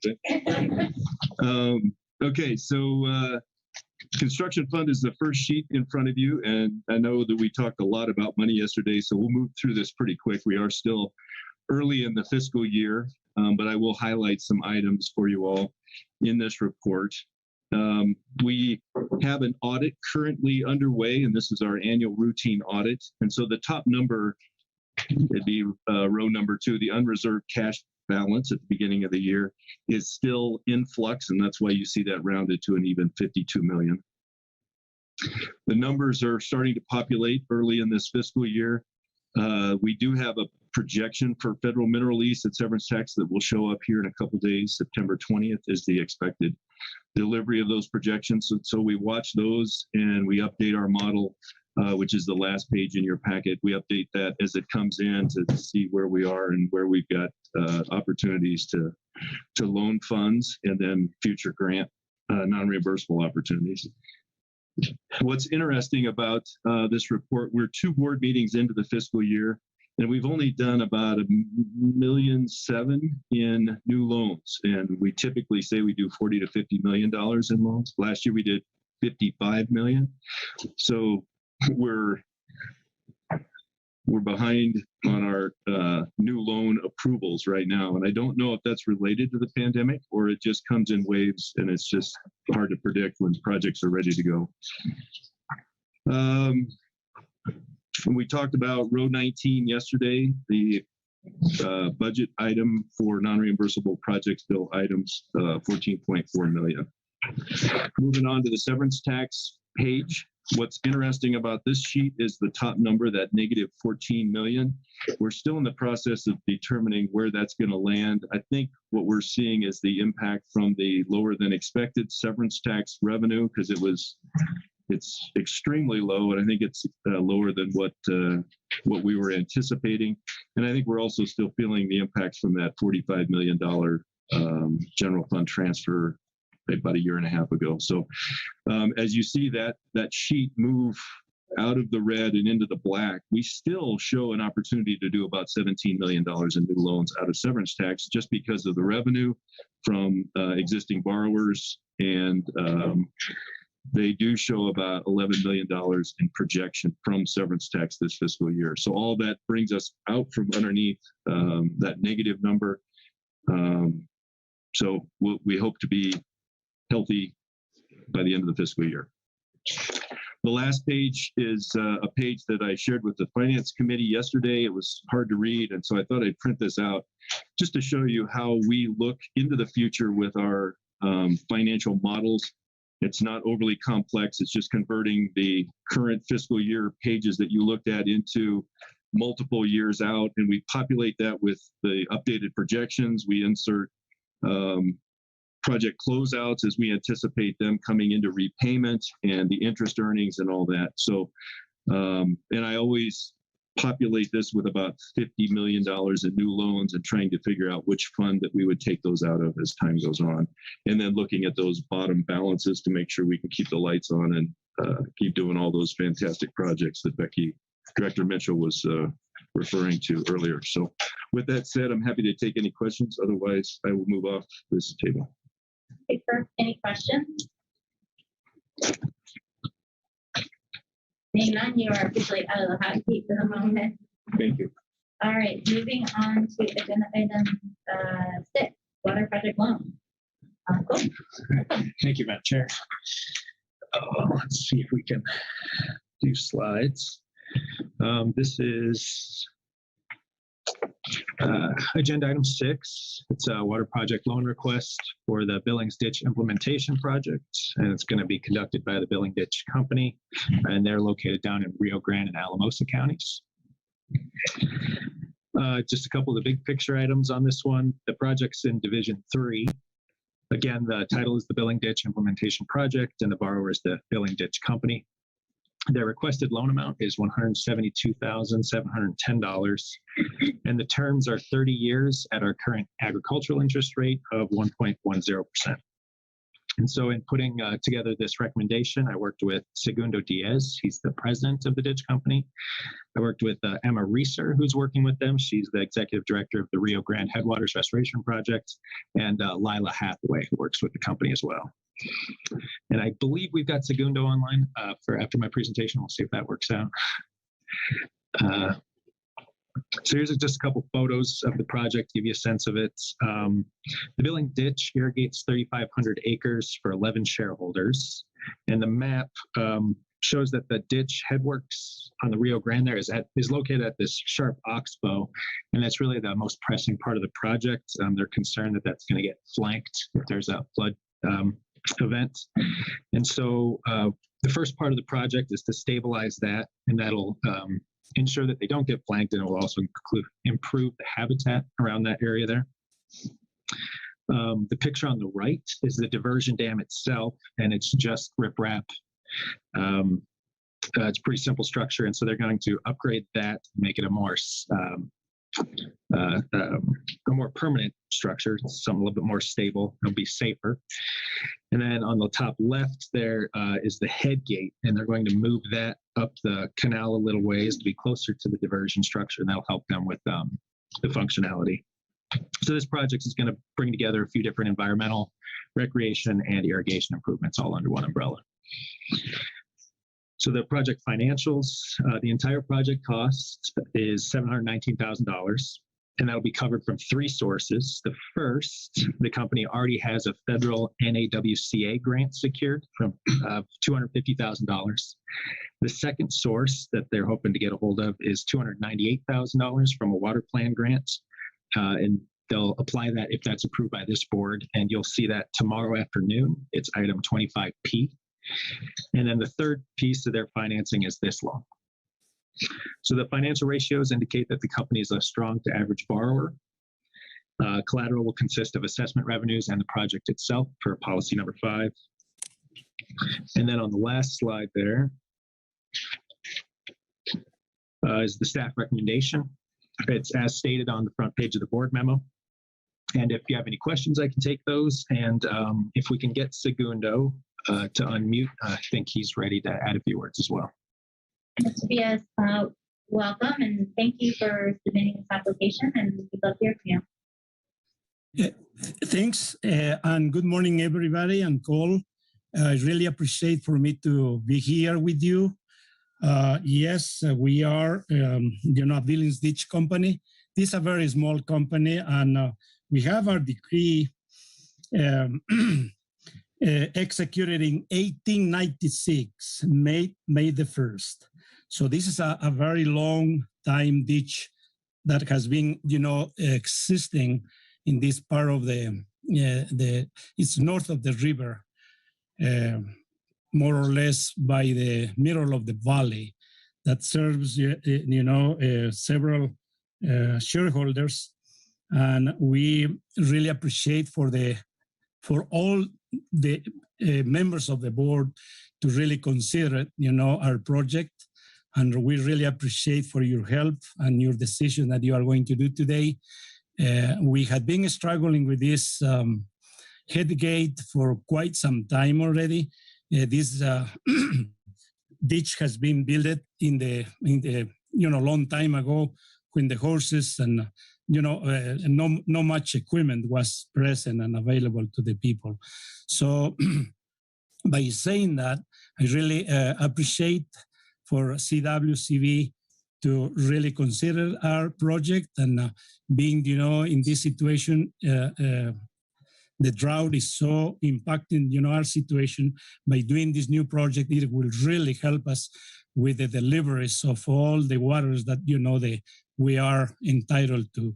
And that will be a big asset for our hydrology and our water situation here in this part of the river.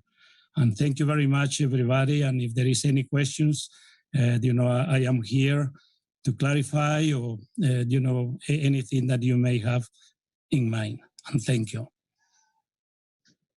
Thank you. Are there any questions for Cole or for the applicant?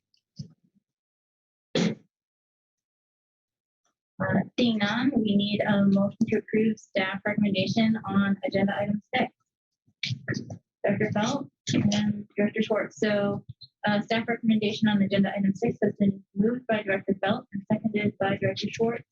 Is there any further deliberation from the board?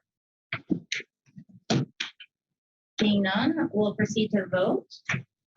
All those in favor, please signify by saying aye. Aye. Any objections or abstentions? And I'm seeing no objections or abstentions in the chat. So with that, thank you again, Cole, and thank you to the applicant, and best wishes for a successful project. Thank you. Okay. Thank you. And that brings us to our morning break. It is 10:30. We are right on time.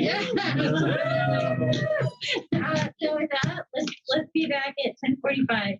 Thank you all. The recording has stopped.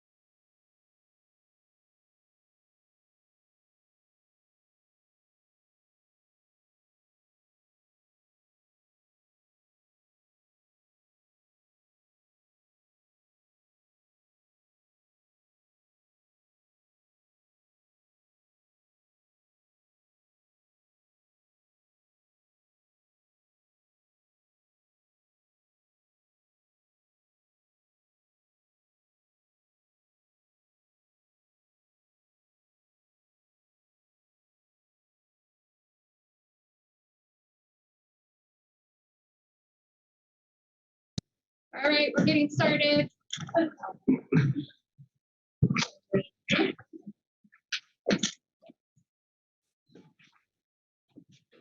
This meeting is being recorded. All right, thank you, everyone. We are back on the records on agenda item 7, loan delinquency action. Thank you, Madam Chair. Kirk Russell, Finance Section Chief, CWCB. The next agenda item is the loan delinquency action with Two Rivers, and this has been on our agenda for several meetings now, and we have great news to share with the board. The borrower has paid up to where they are no longer in default. The $160,000 payment was made by wire. Very little fanfare, although I will say that there was a virtual end zone dance in the section when it did happen. And so with that said, I don't know that we need to spend a lot of time on this item at this point unless the board has an interest in talking through this further. Their next annual payment is due March of 2022, and we hope that we've made our point that we are ready to move if we need to in the future if the payment is not made per the contract requirements. So with that said, I'd be open for questions. Good question. Dr. Schwartz. And thank you. I appreciate the update. I don't know if they deserve an end zone dance, but money's in the bank. But regardless, in anticipation of the next payment, that we will remain pretty nimble and be able to react without a lot of consternation that they're unnoticed that we're not going to tolerate another delay. Great point, and we've been talking with the Attorney General's office and how we hit pause on our actions with an anticipation that maybe things will be different in the future. We can hope, but that we could re-engage from where we hit pause efficiently. So, just one other, as we learn from this, teachable moment that we make sure that this sort of chain of ownership is really noticed, or we really can monitor, because that seemed to be a weak point for us, not being able to follow who really owns who's really liable. Yep. Fair point. Yep. All right, Director Hawkins, did you have a comment? I did. First, I wanted to thank all of the finance section staff and the AG's office, and particularly Deanna, for all of the help with this issue. It's been a tough one. Building on what Director Schwartz said, I think that the concept of fantastic failure might be at play here, and I'd really like to see us strengthen the fiscal integrity of our loan program by making sure that we're learning lessons when we have tough issues like this. So a future board meeting, I think it would be really helpful to do a little bit of a debrief about sort of what we learned and anything that we need to be aware of moving forward from here. Again, just taking the sort of tough parts of this and making sure that we're even better prepared for the future. Thank you, Director Hawkins. Yeah, I just wanted to offer a thought or an idea, kind of based on what Director Schwartz and Director Hawkins just said. I think, Kirk, you said the next payment is due in March. And I think I heard Director Hawkins say, let's have some discussion in the future or at a future board meeting about some of the lessons learned or title ownership or that type of thing. Maybe we have that presentation in March rather than prior November or January. Maybe have some discussion about that in March. And if there happens to be an issue with the March payments, we'll be able to make a decision fairly quickly on how to move forward. Thank you, Director Mitchell. I will just add, I think it'd be really helpful to get input from Deanna and the AG's office on whether there are opportunities to strengthen our contract documents and the loan terms, whether we should be requiring more in terms of title searches and title insurance. I don't know if that'd be beneficial, but any feedback from this experience that might help us going forward, make sure that we are in a better position next time around, I think would be valuable. Dr. Anderson. You know, I remember my first board meeting, this came up with it, and that's 4+ years ago, maybe 5.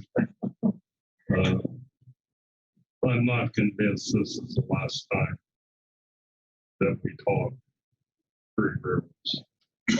Two Rivers. It's now 3. Thank you for that word of caution, Dr. Anderson. All right, well, I'm glad we got through this round, and let's be optimistic and hopefully that it goes better next year. All right, before we move on to agenda item 8, Dr. Schwartz, I believe you had a disclosure you wanted to put on our record. Thank you. And I just want to disclose that an item on the consent agenda, 25M, as I was trying to get in, logged in, pulled up. I did not disclose that there was a grant for Colorado Open Lines. I'm on the board, not compensated position. Just wanted to, right? Done that in other disclosures. So put that on there. Thank you, Dr. Marty. All right, moving on to agenda item 8, Chatfield Chairs. Lauren, welcome. Thank you, Lauren Riss with CWCB. I have agenda item 8A and B, which are both action items for the board today. I'm not going to go into a whole lot of the background because we've talked about Chatfield the last several board meetings, but if there are any questions, please feel free to ask me. Agenda item 8A is selling 90 additional units in the project that CWCB currently owns to Castle Pines Metropolitan District. They are interested in purchasing 25 units of space this year and then the remaining 65 next year at $8,300.97 for a total cost of $747,087.30. They're an existing participant in the project, which makes the sale easier. And the entity itself is located in Douglas County and provides services to the village at Castle Pines. So any questions about that? Happy to answer. I don't see any. Okay. Do you want us to take up each item separately, or do you want us to vote on them together? I think it's up to you. However you'd like to do it. We can do them both together or individually. Okay. Why don't you walk us through the next one? 8B, and then we can vote. Sure. Okay, so 8B is another sale of an additional 10 units in the reallocation project to Center of Colorado Water Conservation District, located in Park County. The 10 units at $8,300.97 would be a total cost of $83,009.70. They are also a current participant in the project that owns 131 units of space. So that'll bump up their total ownership to 141 units. So again, staff recommends the board approve that term of sale. Director Zapata, I believe you had a question on agenda item 8A. Thank you, Madam Chair. Lauren, for the Castle Pines agreement, for the additional shares for next year, is there a deadline that they would have to purchase them by? In the sense that, you know, if they don't purchase them by next year, does that offer still extend beyond that point? Thank you for that question. We haven't actually crafted the purchase agreement yet for them. We'll do that after the board approves the terms here, but that is how we've structured the agreements for participants who do something similar, is that they would have a deadline, and then if they don't execute the agreement and the sale by them, then it would kind of be free then to other buyers. Very good. That was my concern. Thank you. Yep. Good question. Thank you, Director Zapata. Any other questions on 8A or 8B for Lauren? Right. Director Anderson. I recommend we approve staff recommendations on items 8A and 8B. Director Schwartz, did you want a second? Okay. So staff recommendation on agenda items 8A and 8B has been moved by Director Anderson and seconded by Director Schwartz. Is there any further deliberation by the board before we proceed to vote? Seeing none, all those in favor, please signify by saying aye. Aye. Are there any objections or abstentions? And there are no objections or abstentions in the chat. Thank you, Lauren. Thank you. All right, moving on to agenda item 9, lessons learned from complex administration stories. With much anticipation. Good morning, members of the board. For the record, this is Amy Ostick, CWCB staff, and I am just here to introduce, actually, if I may, I'll just introduce the next 2 agenda items briefly. So back at the, I believe it was the July board meeting, we had a few requests from board members for more information on various demand management items, one of which was the report that Kelsey is about to speak to. And the other is an update from the Department of Ag on their kind of priorities and how demand management might fit. Progress. Sorry. So the next agenda item will be Director Greenberg addressing that. So that's all I have, and I'll hand it over to you, Kelsey. All right, thank you so much, Amy. All right, I'm going to share my screen. Welcome. Thank you. Welcome. Thank you. Make sure your sound is off. Oh, yeah. So, yeah, your computer. okay. Yeah, there you It go. is muted. We're good. Perfect.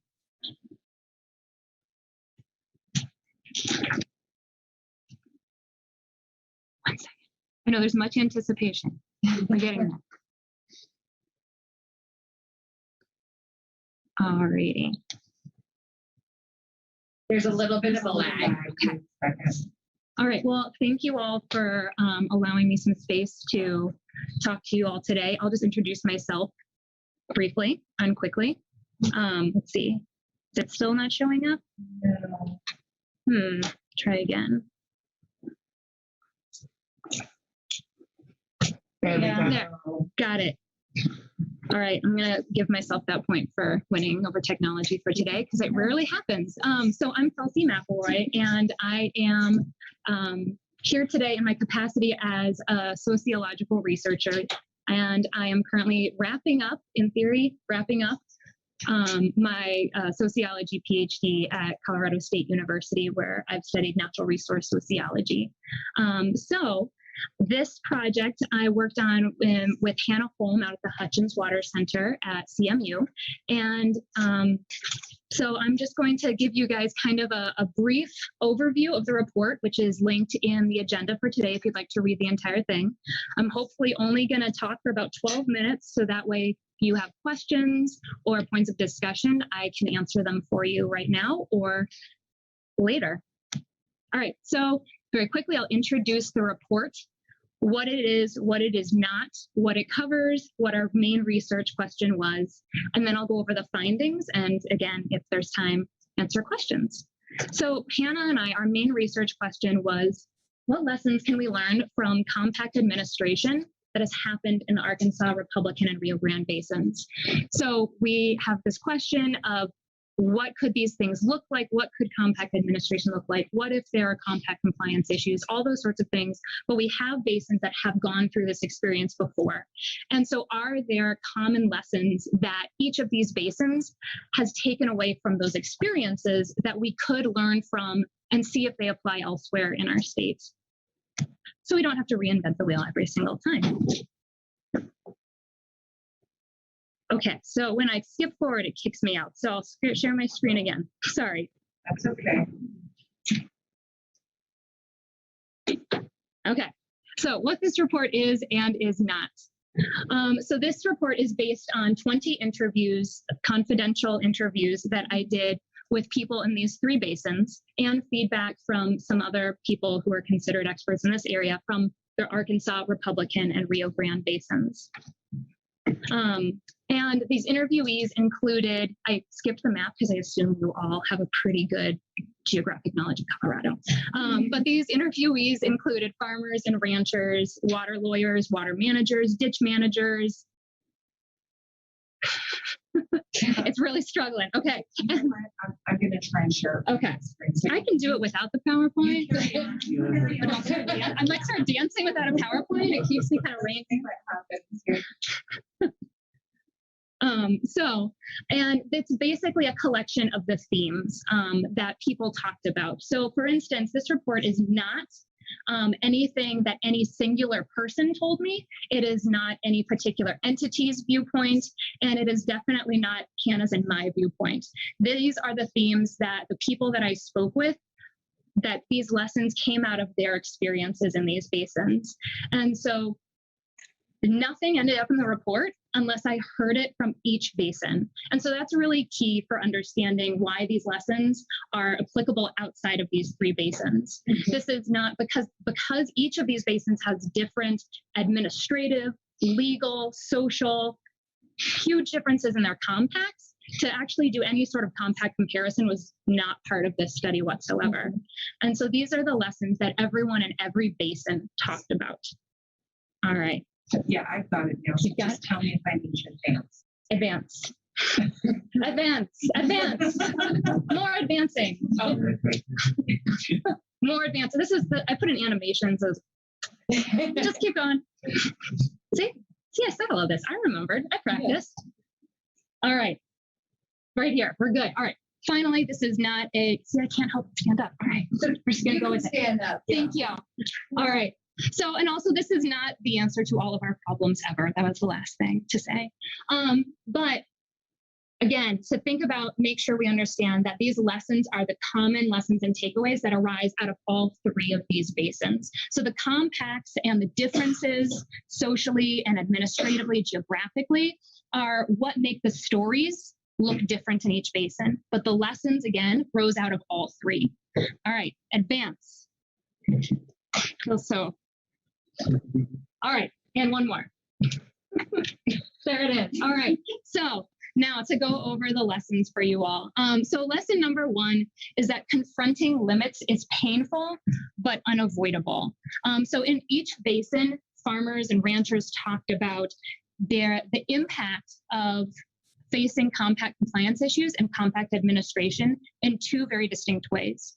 One was materially, and the other was actually emotionally. And emotions are not something we talk a lot about in water, but it is a very visceral thing for people working on the ground day to day. And so to neglect discussing that really actually leaves out an important part of the conversation. How you actually work that into an agenda or policy, I don't know, but it's a real part of people's lives. So materially, it reduces the amount of water that's available to a user, which changes the dynamics of agricultural production. And second, emotionally, our interviewees talked about that initial confrontation with limits was really painful on that emotional level, because not only did they lose water, but it stripped away ideas or hope about what future water might be there. You know, a lot of farmers and ranchers that I have talked to talk about how farming is an occupation of hope. You don't go into farming if you aren't hopeful.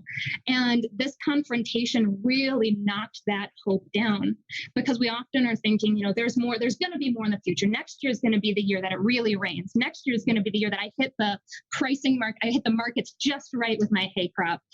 And so to have that hope kind of broken is really devastating. And then to know that you are potentially going to be curtailed going forward also is really dampening to people's spirits. So then you can advance again. I don't have my beautiful panel that I had at CWCB, so I keep expecting, Rod Lins to pop up and say, I've got a story here. All right, number 2, going to court is hazardous. So our second lesson, Colorado, as an upstream state, doesn't have a particularly successful track record in going to court, especially when it comes to compact compliance. So going to court, interviewees in each basin talked about how going to court ended up reducing their options for how to achieve compliance.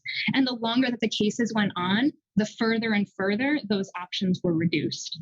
And also they talked to people in each base and talked about how the lack of foresight and infighting that came up, especially when they all started to realize that this problem was looming on the horizon, prevented a lot of constructive conversations from moving forward.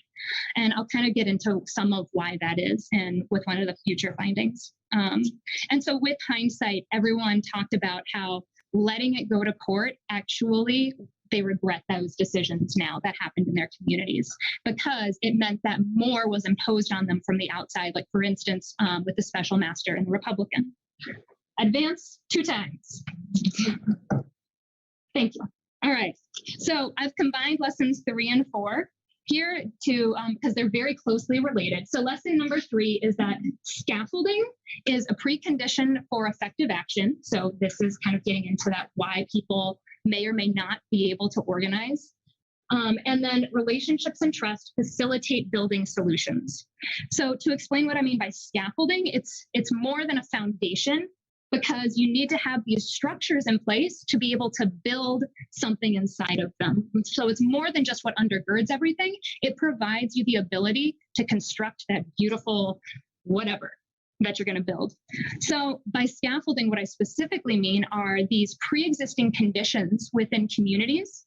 So organizations, social networks, and previous experience working together with some experience of success. So for example, in the San Luis Valley, when issues around groundwater started becoming more and more apparent that something needed to be done, people in what is now, people in what is now sub-district number 1 were able to draw on their previous collective experience working against water exportation in the valley in order to come together and say, hey, we can solve this problem. We have done this thing before and we had some success. We know that we can do it. We know we have the capacity, and we built a lot of those networks at that time that we actually now can just bring up again. Hey, we already know these people. I already have some trust with you from having worked with you before.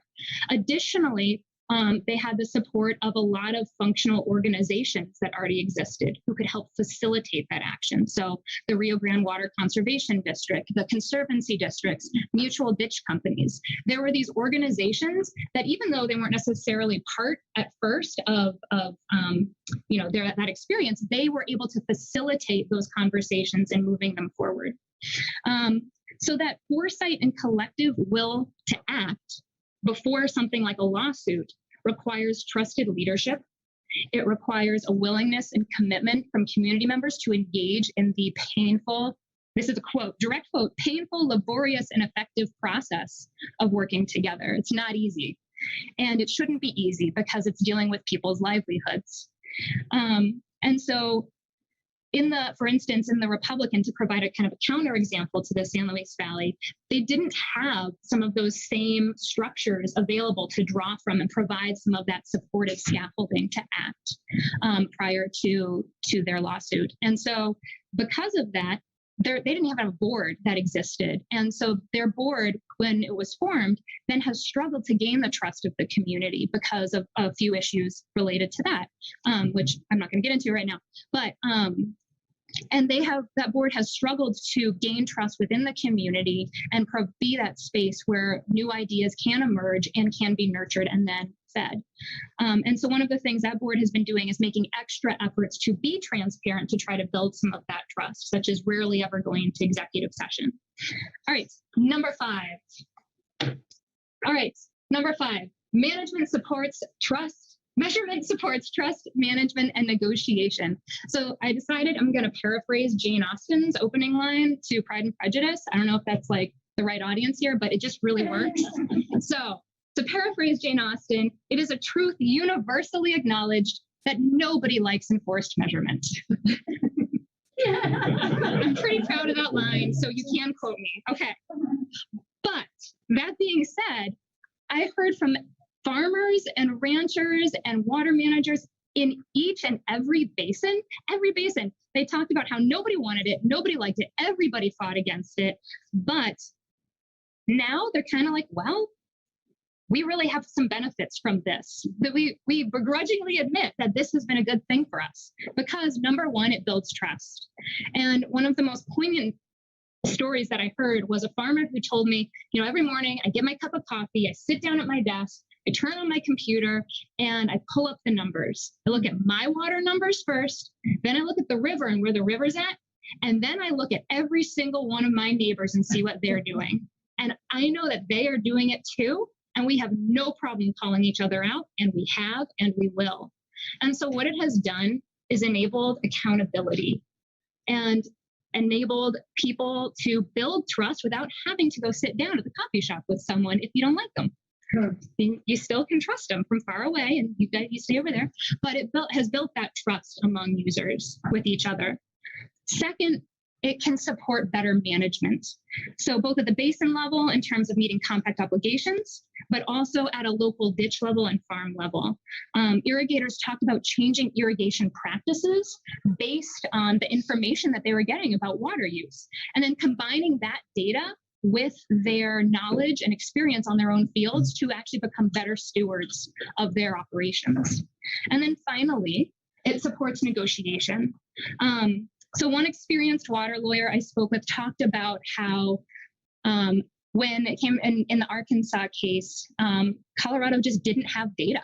We just really didn't have the data that we needed to make any strong argument about what we should have and not changing our actions. And so he said, quote, "You need good facts, because if you don't have the facts and somebody else has better facts, you're gonna lose." And so in this way, measurement to both farmers, ranchers, and the state is actually a way to protect what you have and protect your ability to continue to operate. And you can't do that unless you're measuring.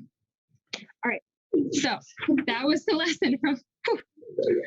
I love that one. Can I interject? Yeah, please. I want to read that out loud. Measurement supports trust, management, and negotiation. And I think also that the transparency of that, I think, is incredibly important, especially as we're looking forward. So this probably was the biggest takeaway from the report for me. And I think it's something that kind of keys into what Director Ryan is really making sure that we are doing across the state. And so thank you for that. And it's gonna be invaluable as we look to the future with the Colorado River. So thank you. Mm-hmm. Absolutely.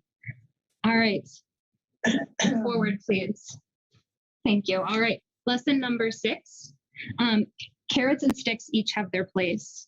So this is the second to last lesson, but carrots or incentives to reduce water use or to engage in some sort of collective action are most effective in these 3 cases. Were most effective when there not only was a big stick in the background, but also that people trusted that stick would be used.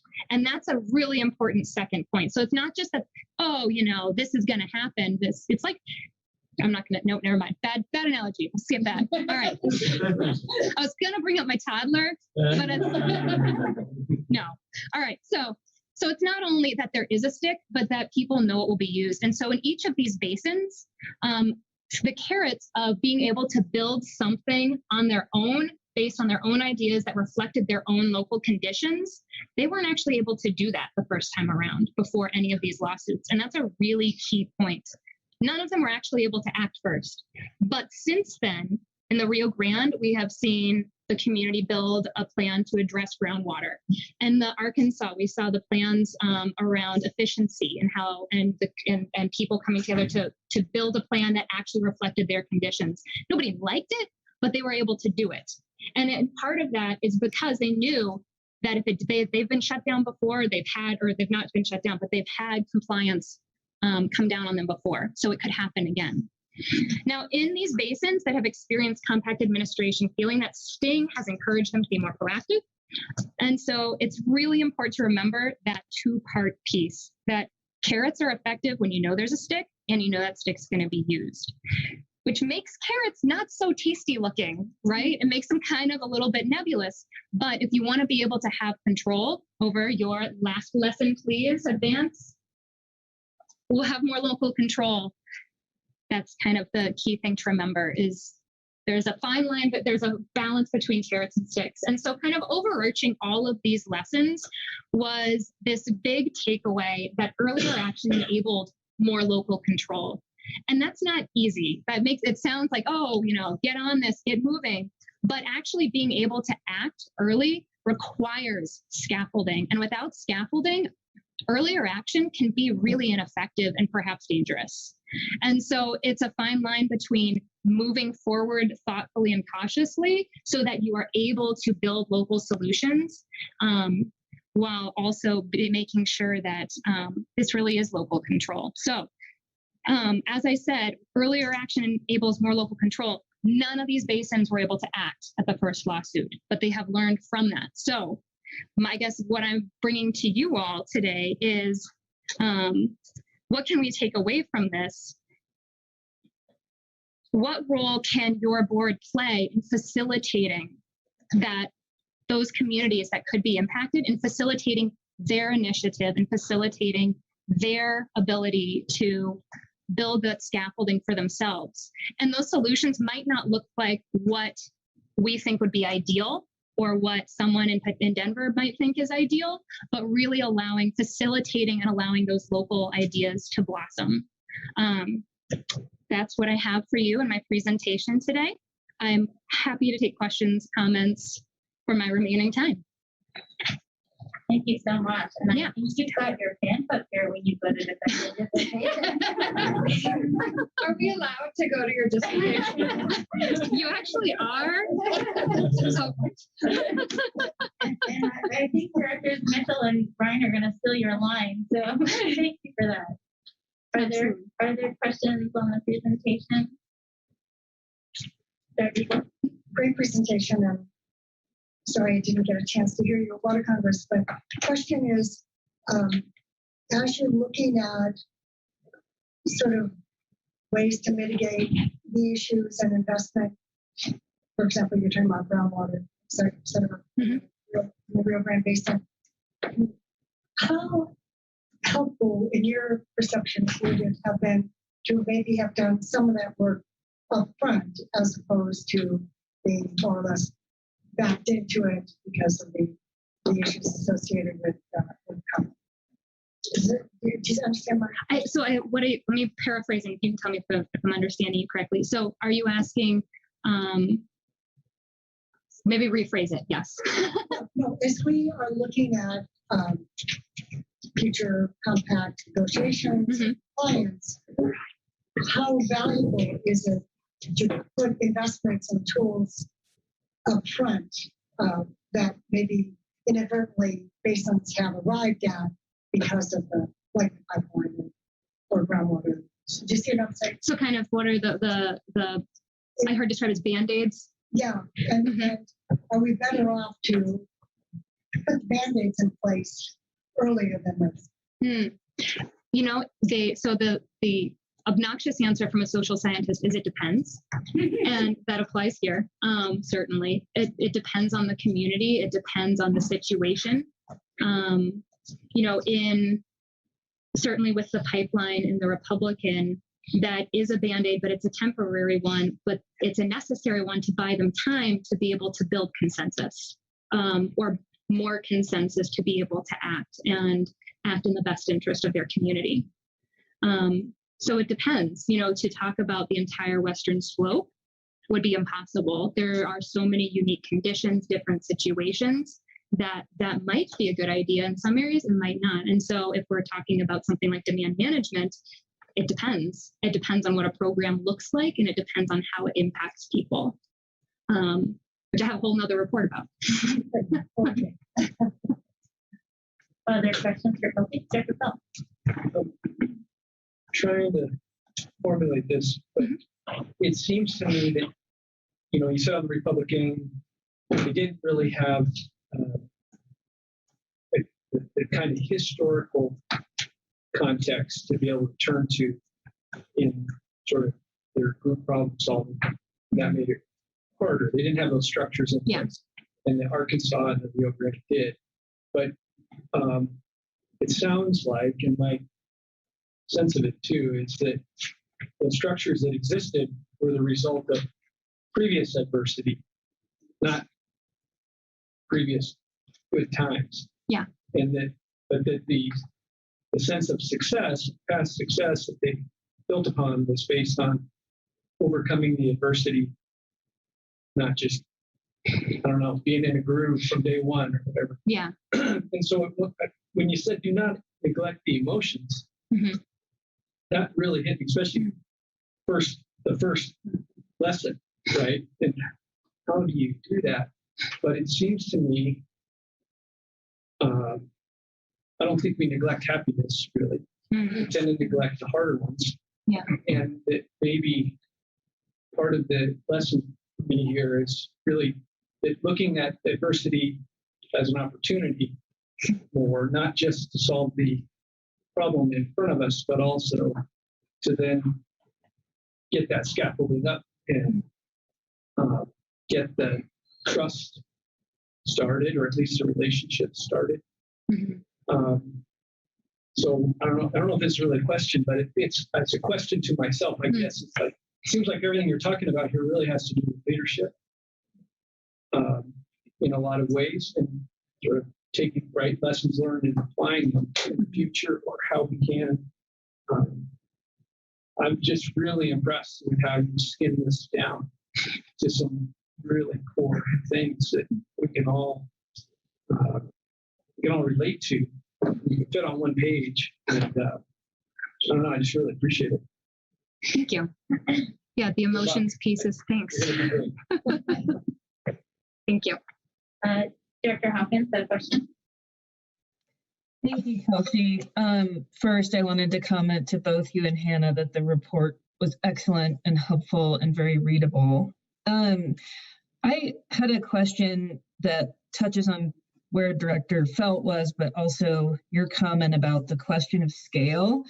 So it really sort of struck me that the lesson around emotions and sort of grappling with new limits on water supply, the scales at which that was experienced in the other basins was smaller. And with the Colorado River, that issue is hitting the whole state in different ways.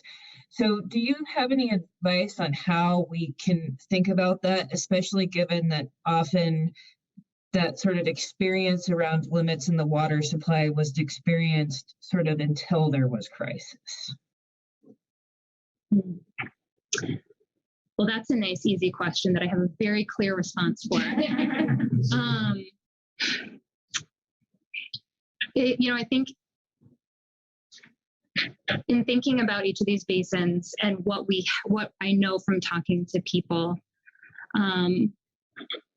my advice comes from what I hear other people saying, so not necessarily from me, but people who have gone through this experience. There are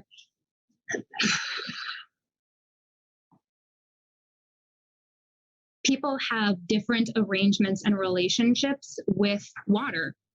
Even the same group, like a group of farmers, have different ways of understanding what they do. Now, these do break down into kind of broader categories, but it's going to depend on a local region and community as to what is possible. I think I feel like I'm not going to give a great answer because I think it really depends. The Western Slope is not a monolithic thing by any means, and the community and the entire state for sure. And so I feel like I'm losing your question again. I have so many thoughts. Can you just say it one more time for me? It was really like how can we take the lessons from the report and apply them at scale? And there's a little bit of a timing question, like, is it going to take us until the entire state is in crisis, or can we learn now that we need to start dealing with this at a local level in our communities? So the evidence for acting before a crisis is not great. Part of that, what Director Felt was talking about, was that adversity really does bring on action. And unfortunately, that means that people often suffer before extensive action is taken. Now, in terms of acting ahead of time, is it possible? Absolutely. But there need to be those conditions that people feel that this is the right way to go about doing things. And so I don't have the answer, unfortunately, I'm sorry, for what that looks like and what that means. But I think that within communities, they need to be answering those questions themselves. It's a lot harder to bring a diverse group of people to any sort of common focus and consensus when you can't even agree on what the problem is. And until you have that agreement, you can't really move forward. But other entities who can achieve that consensus will move forward. And so really, inaction is also a choice. And inaction doesn't mean nobody's doing anything. It just means we're not moving forward together. And so that's not a great answer because it doesn't tell you what to do. But knowing that by not choosing a course of action is a choice, and it's ceding some control outside of your realm, which is a pretty depressing answer. Director Anderson. Well, Kelsey, we met 2 years ago. Yes. And at that time, you were doing the demand management type focus, and now what's next? You do a great job. Oh, thank you. So I'm writing my dissertation, drawing from those demand management interviews. But I'm also doing interviews with people who are involved in the Colorado Conserved Consumptive Use Research Project in the Kremling area. So I'll be working on that for the next 4 years. First project. So here, answer of it depends is my favorite answer is a lawyer. So if you haven't gotten to school, by the time you finish your PhD, you might consider law school for that answer all the time. But hearing your presentation, and this maybe echoes some of what Director Felt was saying, I think these lessons are applicable to a wide range of conflict and adversity. And I'm just curious if you've kind of given that thought as to how your lessons learned might apply to other types of challenges that communities face. Absolutely. And these findings are very, very much derived specifically from these interviews. But one of the things that they connect with very strongly are Elinor Ostrom's work in basically her challenge to the tragedy of the commons, which we've talked about. But these lessons are certainly applicable to any kind of institutional management for sure. And, even within, I can see them certainly in a variety of contexts because people have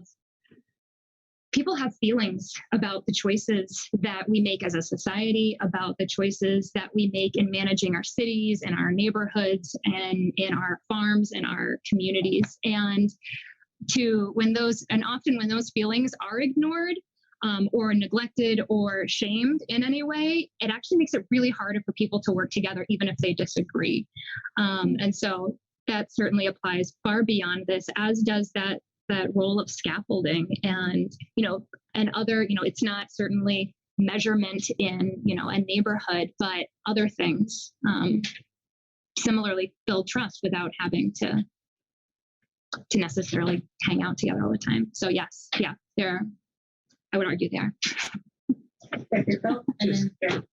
Just following on the point, Director Brody, I was looking at these key points. I spent as much time or more on COVID response the last year and a half as I have on water stuff. And these absolutely apply, just to your point, they absolutely apply to that conundrum just as well as they do to compact issues or demand management. Maybe that's next research. Director Mueller? Thanks so much for your presentation. It's really helpful and exciting to see this. My question is probably very similar to what we've talked about and just looking at the scaffolding summary. You just mentioned how important it is to have organizations with the capacity to provide support for the process, including facilitating discussions and implementing solutions. Mm-hmm. And in reading the report, state agencies can play various roles within that realm. And sometimes they're the carrot, sometimes the stick, sometimes something else, a partner in this work. Just curious if you can speak to kind of what you saw with the scaffolding from a state agency perspective, and to what extent, as a state, we can or should be kind of that part of the scaffolding, the process facilitation, decision making, and maybe when we should step aside and when you saw that to be most effective.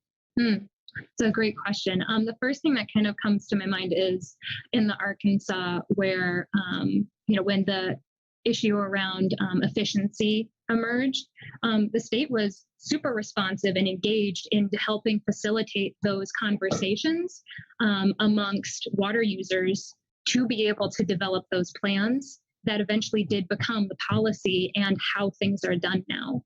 I think there was a recognition among all parties involved that they never wanted what happened in the Arkansas to happen again. The century of litigation and then loss that happened. And so the state played a significant role in that process. That being said, it certainly is tricky as a state agency to be engaged and to be involved because, there are plenty of where there are plenty of experiences where things went well, there are plenty where it hasn't, and people seem to have a longer memory for the things that don't go well. And there's definitely certainly a narrative of resisting any sort of government oversight and overreach in society right now. And that's a really powerful narrative that that means a lot at the moment. And so it becomes a really tricky thing to navigate. But I think the second part, that lesson number 4 really speaks to that in terms of relationships and trust, that when there is relationships and trust, one of the interviewees I spoke to was talking about someone who worked for a group that they would stereotypically be at loggerheads with. I can't say who, but this one farmer said, I'm going to trust him until I have a reason not to. He's never let me down, but I will trust him until I have a reason not to, regardless of where this person works. And I think that is really the key, is those relationships matter, those on the ground relationships. Thank you so much. Yeah, absolutely. Thank you all very much. Great. Let's move on to agenda item 10. Colorado Department of Agriculture Priorities, Demand Management. All right. Well, I believe this was a request from Director Brown at the July meeting to have this discussion, and didn't know if Director Brown wanted to kind of give any framing at the outset. That's all right, Director Brown? Sure. I'm just looking to see. Go ahead, Director Brown. Okay. Well, thank you, Director Greenberg. Yes. So at the last meeting, we talked about when we were chatting during our demand management conversation agenda item, and I brought up the fact that I thought it was really important that we make sure as we go down the demand management decision-making pathway that we were checking in with the Department of Ag or their board and make sure that the impacts that we will have if we move forward with demand management,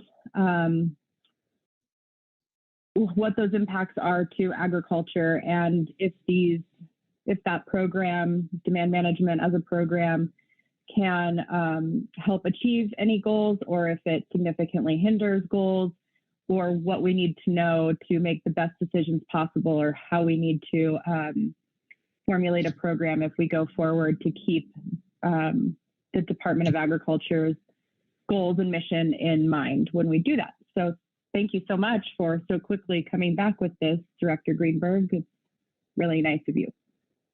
For sure. Thank you, Director Brown, for that, and CWCB staff for making sure we came around quickly with this one as well. I guess I would just speak today kind of from a high level, and certainly invite a much more in-depth conversation with my board, with the Ag Commission, who are very, very well aware of the issues going on, and certainly at a 30,000 foot view, and live it every day to some extent.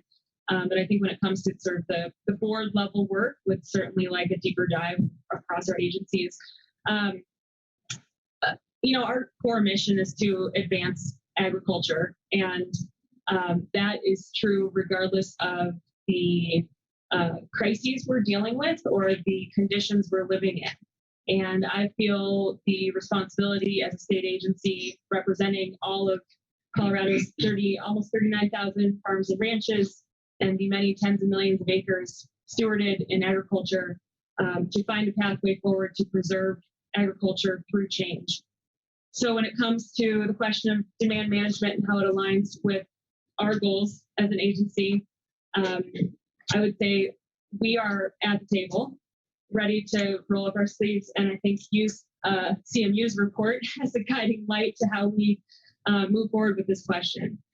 As you all know, it's a tough question for our producers, and I think actually that starting place of coming up against real limitations is where we're at right now. The folks, I've been meeting with dozens or hundreds of producers this year who just don't have water, right? It's not even a question of choice right now. It's a question of how many head do you sell? Which acres do you keep in production? Are your kids going to be able to come back into the business? So the questions of the limitations are very real. And I think the effort that CWCB has put forward in trying to grapple with really tough solutions is incredibly important. So with that, preservation of agriculture, advancing agriculture, and supporting adaptation. I mean, we haven't made it 12,000 years of agricultural production without adaptation. And I think we are in yet another moment for that. So demand management, I think, is very much a part of that. Of course, anytime we're looking at reduced consumptive use in ag, that perks up our radar, of course, because that will more than likely mean reduced production, potentially fewer businesses in business. But I think the bottom line is we want to be the creators of our own fate to the extent that we can. If we kind of sit back and think it's just going to get better next year, we will not have the choice of whether or not we stay in business. And I think, to me, that's the most concerning. Is how do we adapt to keep farm and ranch families whole, to keep rural communities whole? That adaptation might mean is certainly going to mean the landscape will look different. And I see our role as how can we be partners in managing that risk, in laying out options for new potential futures that are meaningful, that are grassroots led, that come from the community, and we help either remove barriers or create new opportunities. So that's all, kind of, Director Brown, I think the very broad brush framework of my thinking and our thinking as an agency around this issue. When it comes to the nitty gritty, of course, it's all, how the rubber meets the road. And I couldn't be more grateful for always the primary focus of this board around agriculture and your interest as a board and as a staff in preserving agriculture for the state of Colorado. So with that, I'll leave it there for conversation, but certainly would welcome a much deeper dive with our Ag Commission on kind of what the ins and outs of demand management are looking like. Thank you, Director Greenberg. Were there questions for Director Greenberg? I just want to make a statement. I think it's important, and thank you, Director Greenberg, because you made me reflect on what this board has already said through Colorado's water plan about the importance of the preservation of agriculture, the importance of farms and ranches, and the importance of the rural community in Colorado. And I think keeping that in mind as kind of a guiding light in the work that we're doing, and the importance of that in terms of our economy and what Colorado looks like and what who we are. And so it just made me rethink that and make sure that we remember that as a guiding principle as we're moving forward. Thank you, Director. Director Berg, may I add to that? Yeah, absolutely.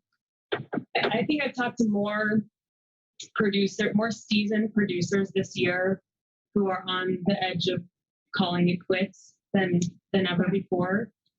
And that's not just, oh, I'm going to quit this business and go to another one, go get another job. And it's not like that. It's how am I going to live where I live?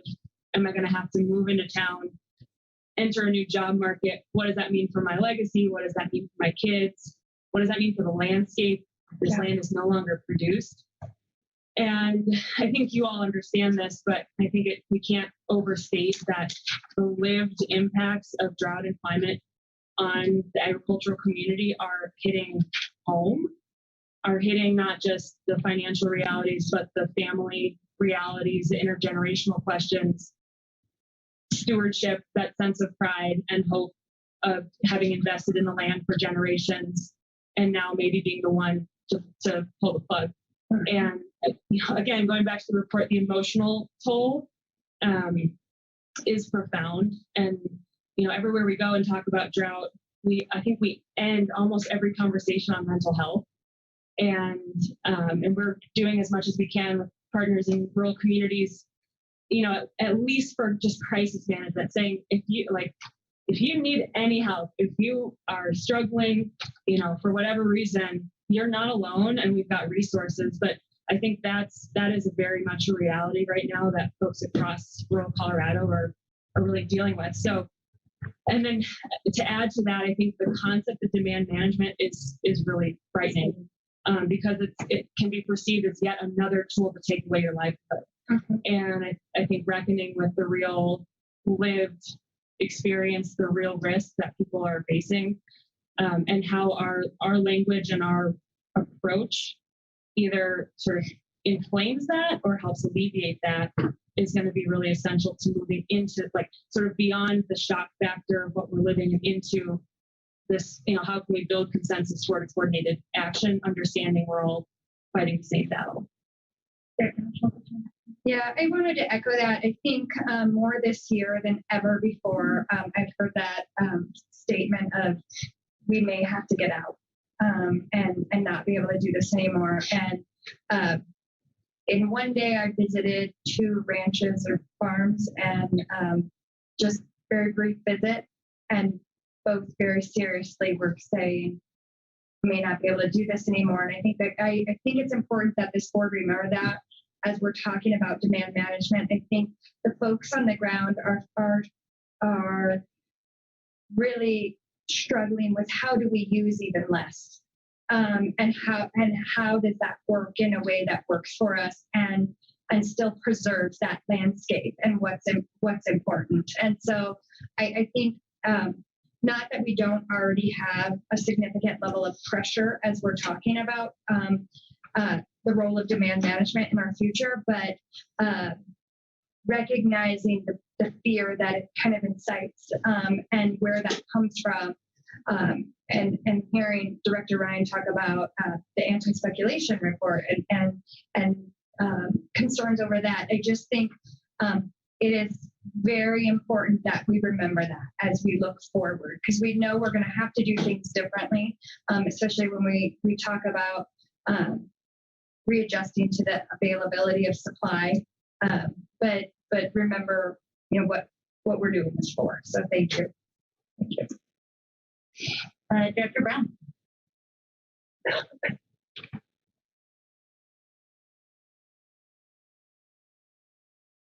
Sorry, I had too many mutes on. I just wanted to suggest as an action going forward that if our staff and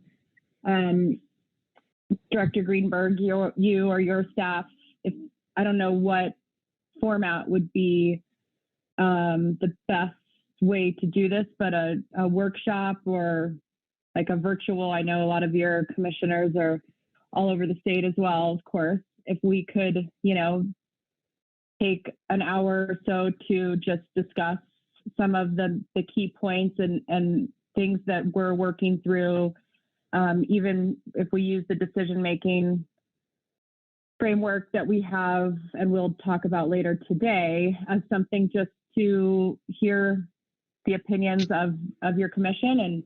And I would like to sort of follow this through to the end and make sure that there is an opportunity for the unique voices that are your commissioners from all ends of the state to be heard alongside our voices as directors from individual basins. So I don't know the way to do that, but we certainly don't have to figure it out now. But if people are comfortable with that, that would be just one thought to go forward. Great. Well, we'll make that happen, Director Brown. And we've been building that in. So previously, before you left, Alex Funk was giving my board regular briefings from CWCB, especially around the water plan. So perhaps we could do that, with staff across our agencies, either, briefing our board or find a way to bring our boards together, which is, I think, would be of interest to us for sure. Thank you. And again, I so appreciated the opportunity to meet with your board and hear at least a portion of your conversation, and really saw that we have so many issues that we're both grappling with. I guess I do have a question that I know that it's related, but and the impact on the ground and because of the climate and the ridification, and people grappling with that and with the viability of their operation long term, and how do we diversify? And I think your comments about managing risk are really valuable comments. How do we manage those risks we're facing? But at the same time, is there an equal awareness of our compact compliance and the fact that the Colorado River is up for renegotiation? I mean, is that also, is there awareness with that as well? Amongst our board or kind of the ag community and producers. I think there is a great awareness around our sort of interstate obligations and risks. Now, the extent to which we can always hone that, I think there's always opportunity to do that. There's certainly, so many folks are risking losing their supply, whether just from hydrology or policy, right, or compact issues. That I'm conscious of what it takes to overcome the basin level or even ditch system level feeling of we need to keep what we have, and consider the statewide ramifications of all of our obligations. I think there are many producers who understand that big picture. This board has some of them on it.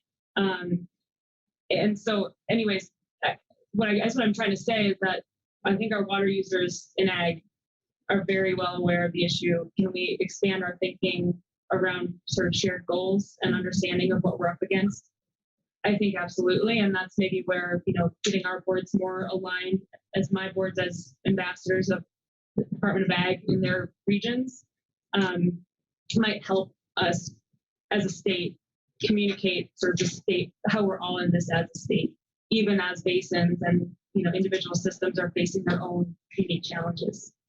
I really like what you said, align ourselves and our shared goals, because it just reinforces our challenges, and we'll get there. But I think that was really well said. I want to mention Segundo Diaz is on my board, and I think he was in the office in between track, like he's back on the tractor now, and it's just and knowing the producers who are here with us today, it takes so much time out of the workday to participate on these issues, and I'm so grateful to the working farmers and ranchers who do that. They know how important these issues are and are figuring out whether they have to be on their cameras in the tractor or can take a break and figure out how to be here and help us shape what the future looks like. I do want to thank Director Brown for raising this issue and Director Greenberg for jumping in. And I agree, it'd be wonderful if we could get your commissioners and our board together to talk about these issues. I also wonder if in the water plan update, we need to more directly address community health and mental health, because this isn't just about water. This isn't just about the resource. It's also about how it impacts lives and livelihoods across the state. And I think, it impacts different communities differently. Obviously, it has a huge impact on the agriculture sector and people who depend on this resource for their day-to-day life. It affects urban communities in different ways. Certainly, climate affects mental health and affects physical health, and water or lack thereof affects people across the state differently. So I just wonder if maybe that's something that we should address and call out. Yeah. Are you seeing that different regions of the state, agricultural production regions of the state, are experiencing climate effects differently and have a greater awareness, or is it, even though this has been such a funky summer, rain some places, rain in others, it's a pretty universally held concept of our need to address the ongoing drought conditions. Are you saying some places are better off and less engaged? Well, I think one of the biggest challenges with climate is the variability and the uncertainty. And in agriculture, there's always those components. However, you can't pivot within the course of the season, for example. I mean, folks did last year in terms of marketing.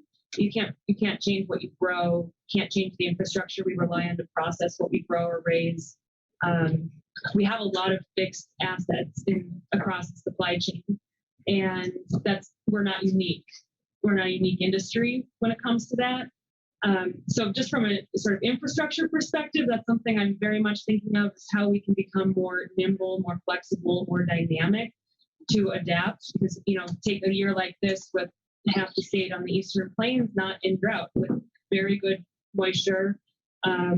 Those spring rains were amazing. We were getting ready for 7-foot snow drifts and how we respond, and it turned into 2 inches of steady rain. And but we're not relying on that as the norm. And of course, the Western Slope has been the opposite.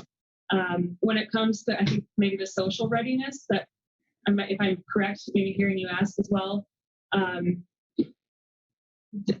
Again, talking to folks on the ground this year, regardless of sort of one's perspective on climate and why climate is changing, I've heard everybody across the board say, I've never seen a year like this. This year feels different. I think I've heard one person say, well, we've gotten through this before, we'll get through it again, right? And I think there's that sentiment, but this year seems to be taking a tax on folks that hasn't been there before. So I think we have a ways to go to get on the same page as a community around what we're living now. We're not just planning for it anymore, we're living it. With that said, we represent and serve the folks who are living it, and don't get the luxury of air conditioning for their job 8 hours a day. They are out in the field living the heat and the grasshoppers and the dry ditches and all the rest. So do we have a ways to go? Yes. Are we making progress as a community? I think so, because we're living it. And there's, regardless of where we come from politically or philosophically, all of us who live in and love rural communities are trying to figure out how we preserve them and adapt. Yeah. Any other questions or comments for Dr. Kemper? Dr. Paul? Thanks. With the nature of water ownership across the state, and maybe the nature of agriculture in terms of, you can't pivot in a year, but you can pivot more than you can in some water uses. It does seem to me that this demand management question, I know this is a sensitive thing to say, but the demand management question is significantly an agricultural question. And as is curtailment.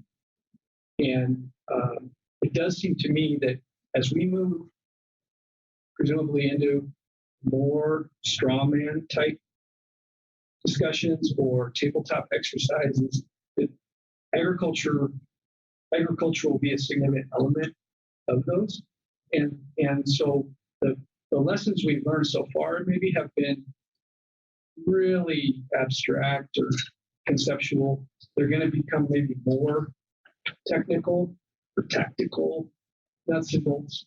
But either way, it seems to me that either way, whatever happens ultimately with demand management as a water management solution, the lessons we're going to learn over the next period of time are probably going to be of great interest and utility to agriculture. And there may be other applications for managing water demand within the agricultural community, as opposed to sort of more the just the invisible hand doing everything, but a more intentional agriculture-based approach to managing scarcity that supports as much agriculture as possible. So anyway, it just really reinforces to me why we should be talking to your commission at this point, and that there really should be that exchange to help us. Since again, we're going to be talking a lot about that, and that's not necessarily all of our backgrounds. It's some of ours. I think it's a really great idea. I'm glad Director Brown brought this up, and I really welcome it. Makes a lot of sense. All right. Seeing no additional questions, thank you again for bringing this topic forward. We are at 11:56. Viola, are we ready to take a lunch break, or should we keep going on the agenda? Do you want to do 11 or do you want to break now for lunch? Okay. Then we're right on time. Yeah. So let's go ahead and take our lunch break, and we will come back on the record at 12:55. Okay. The recording has stopped.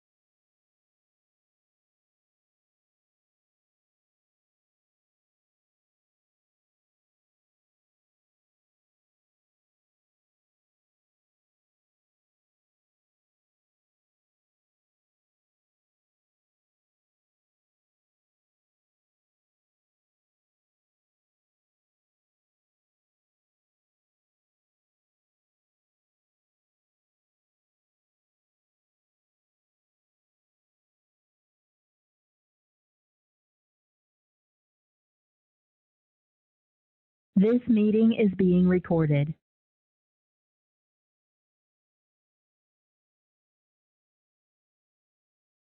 Please. So everyone, we're back from our lunch break. Okay. Let's go ahead and get started with agenda item 11. Rob.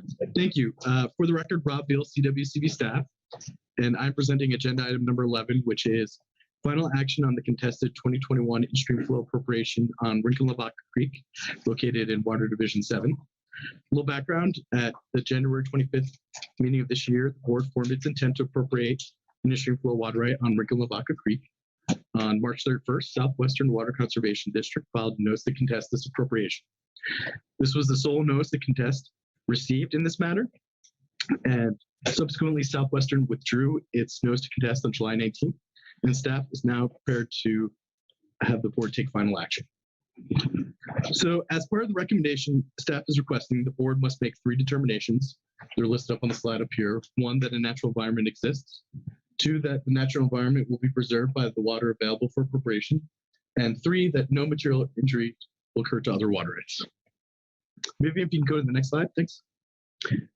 Here we have an identical table that was included with staff's memo that provides the particulars on the Rincon-Lavaca ISF appropriation, provides the upper and lower termini, length, the flow amounts, and everything that we'll be asking for today. One more slide, Vivian. So I want to briefly explain how resolution between the parties was reached in this matter. In discussions with CWCB staff and CPW, Southwestern requested further clarification on staff's water availability analysis and the interplay between the Weminuche Pass Ditch and the Rincon-Lavaca ISF. CWCB staff developed this revised hydrograph that was also included in your board packet that displays the mean monthly flow estimate from StreamStats in black dashed line, the proposed ISF rates in blue, and the StreamStats mean flow estimate minus the mean monthly diversions from the Weminuche Pass Ditch in the green dashed line. After presenting this information to Southwestern, all the parties were able to sign a stipulation and agreement in which all of the parties agreed that this water availability analysis and hydrograph provided by the CWCB staff demonstrates there is sufficient water available for appropriation on Rincon-Lavaca Creek. After the agreement and stipulation by all the parties, Southwestern filed its motion to withdraw its notice to contest, and the hearing officer subsequently filed a motion to vacate the hearing and also shape hearing deadlines and return this matter back to the board. This is where we are today with staff requesting final action. At this point, I can answer any questions or I could proceed on to staff recommendation. Are there any questions for Rob before we proceed to the staff recommendation? Seeing none, I think we're ready for your recommendation. Okay, Vivian, if you go one more, I have the slot. Thank you. Staff requests that the board make the following determinations and take the following action on Rincon-Lavaca Creek in-stream flow appropriation identified in Table 1. The information necessary to support these determinations was contained in staff's memo, the recommendation letter, and documentation submitted by Colorado Parks and Wildlife, and in staff's oral presentation and written information provided at the January 25th, 2021 board meeting. If you go one more slide. 1, determined pursuant to section 3792-1023 that for the Rincon-Lavaca ISF appropriation identified in Table 1, A, there is a natural environment that can be preserved to a reasonable degree with the recommended water rights if granted. B, the natural environment will be preserved to a reasonable degree by the water available for the recommended appropriations. And C, such natural environment can exist without material injury to water rights. Number 2, pursuant to ISF Rule 5F, established January 25th, 2021 as the appropriation date for this water right. And 3, direct staff to work with the Attorney General's office to file an application for this water right in Water Court by the end of the calendar year. Thank you, Rob. Director Hawkins. Thank you. I would like to make the motion to approve staff recommendation on this agenda item. Staff recommendation on agenda item 11 has been moved by Director Hawkins and seconded by Director Schwartz. Is there any further deliberation by the board before we proceed to vote? Seeing none, all those in favor, please signify by saying aye. And are there any objections or abstentions? And I see no objections or abstentions in the chat. So with that, the motion is approved. All right, we are on agenda item 12, Attorney General's report, and welcome to Attorney General Wyvitt. Thank you Great for to be joining us. here. Thank you, everybody. What I'm going to start with quickly is on waters of the United States. We are close to a possible scenario that will end years of uncertainty and litigation. Don't hold your breath. We are now at the 2008 guidelines. Our comments, that was a real accomplishment. I want to compliment our colleagues here, a couple of commissioners. Is it a commissioner or executive director? Both. There you go. Anyway, so we had a multi-agency comment signed by the governor and myself. We basically said, take the 2008 guidelines as a benchmark, look at the agricultural exemptions that developed. We offered a little bit of clarity on how to implement the Supreme Court standard, and what is now the status quo is not that far from what we asked for. The big question is, where's this rulemaking going? We will do our best to land it close to where it is currently and close to what our comments suggest. Stay tuned. If we are successful in that, it will be a good accomplishment. The risk, of course, is we play this game of ping pong back and forth with more litigation uncertainty.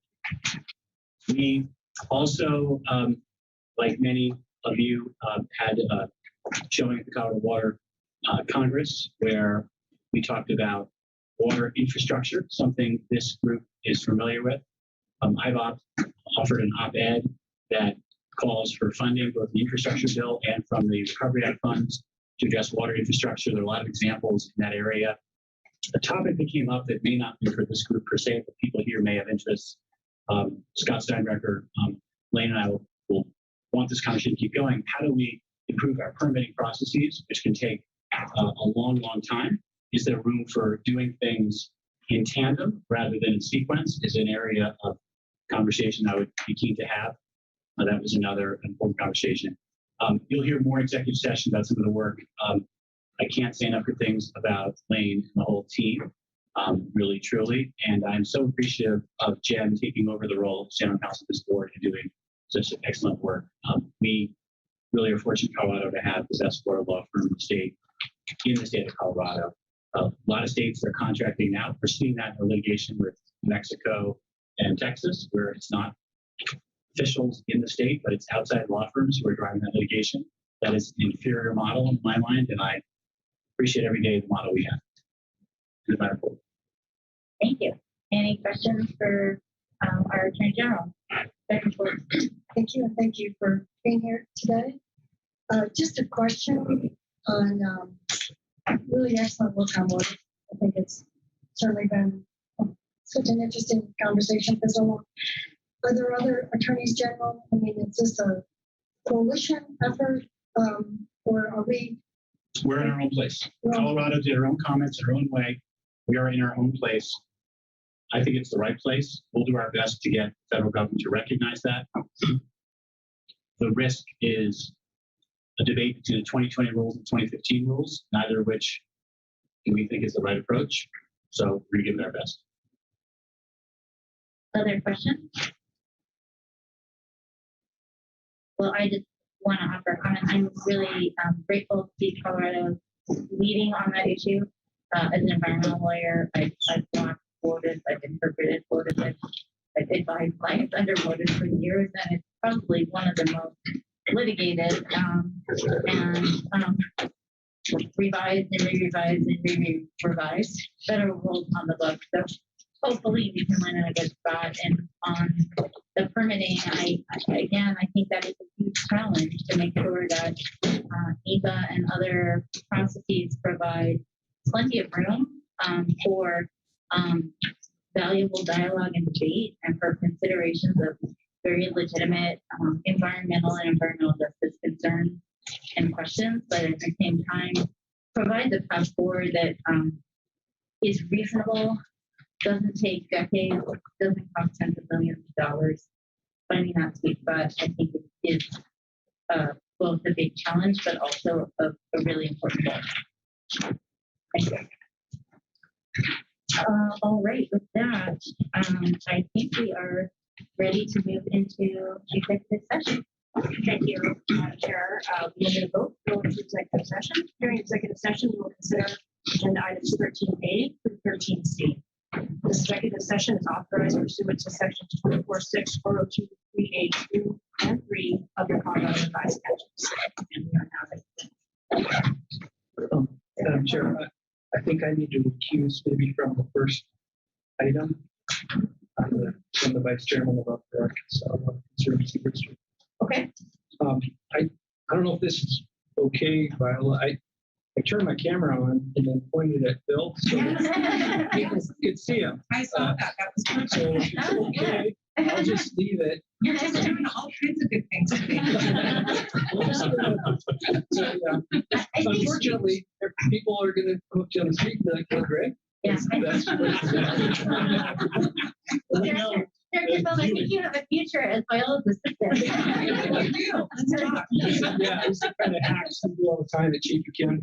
So I'll just leave that on and I'll leave the room. So we haven't moved into executive session just Okay. yet. If you want to hang tight, are there any other disclosures or refusals we need to get on the record before we move into executive session? All right, so we need a motion. Director Anderson, I'll move, we move to executive session. second.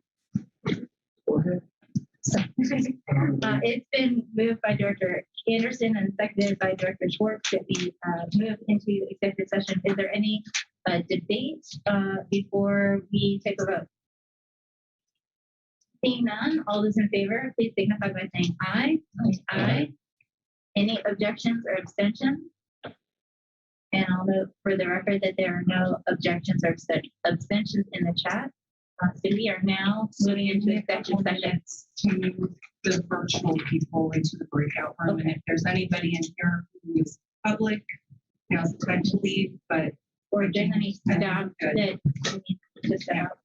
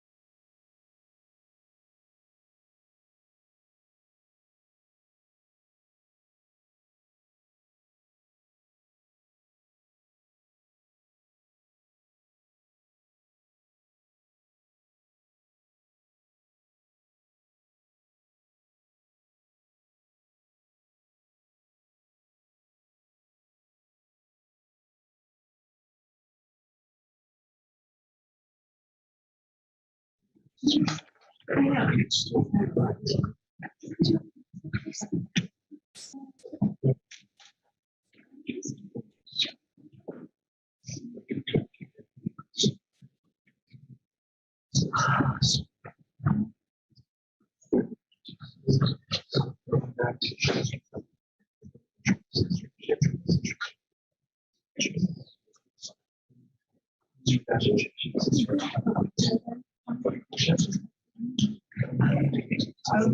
go ahead. All right, thank you, Viola. Welcome back, everyone. We are back in open session and we are on agenda item 14, report from executive session. Thank you, Madam Chair. This is the report. The board went to executive session to consider items 13A through C. Discussion during executive session was limited to those items and no formal action was taken. We are now out of executive session. Thank you. And we are now at our afternoon break, right on schedule, I might add. So we will take our break until 3:05 and let's return to 3:05. Here, on the roll. On it. No, it's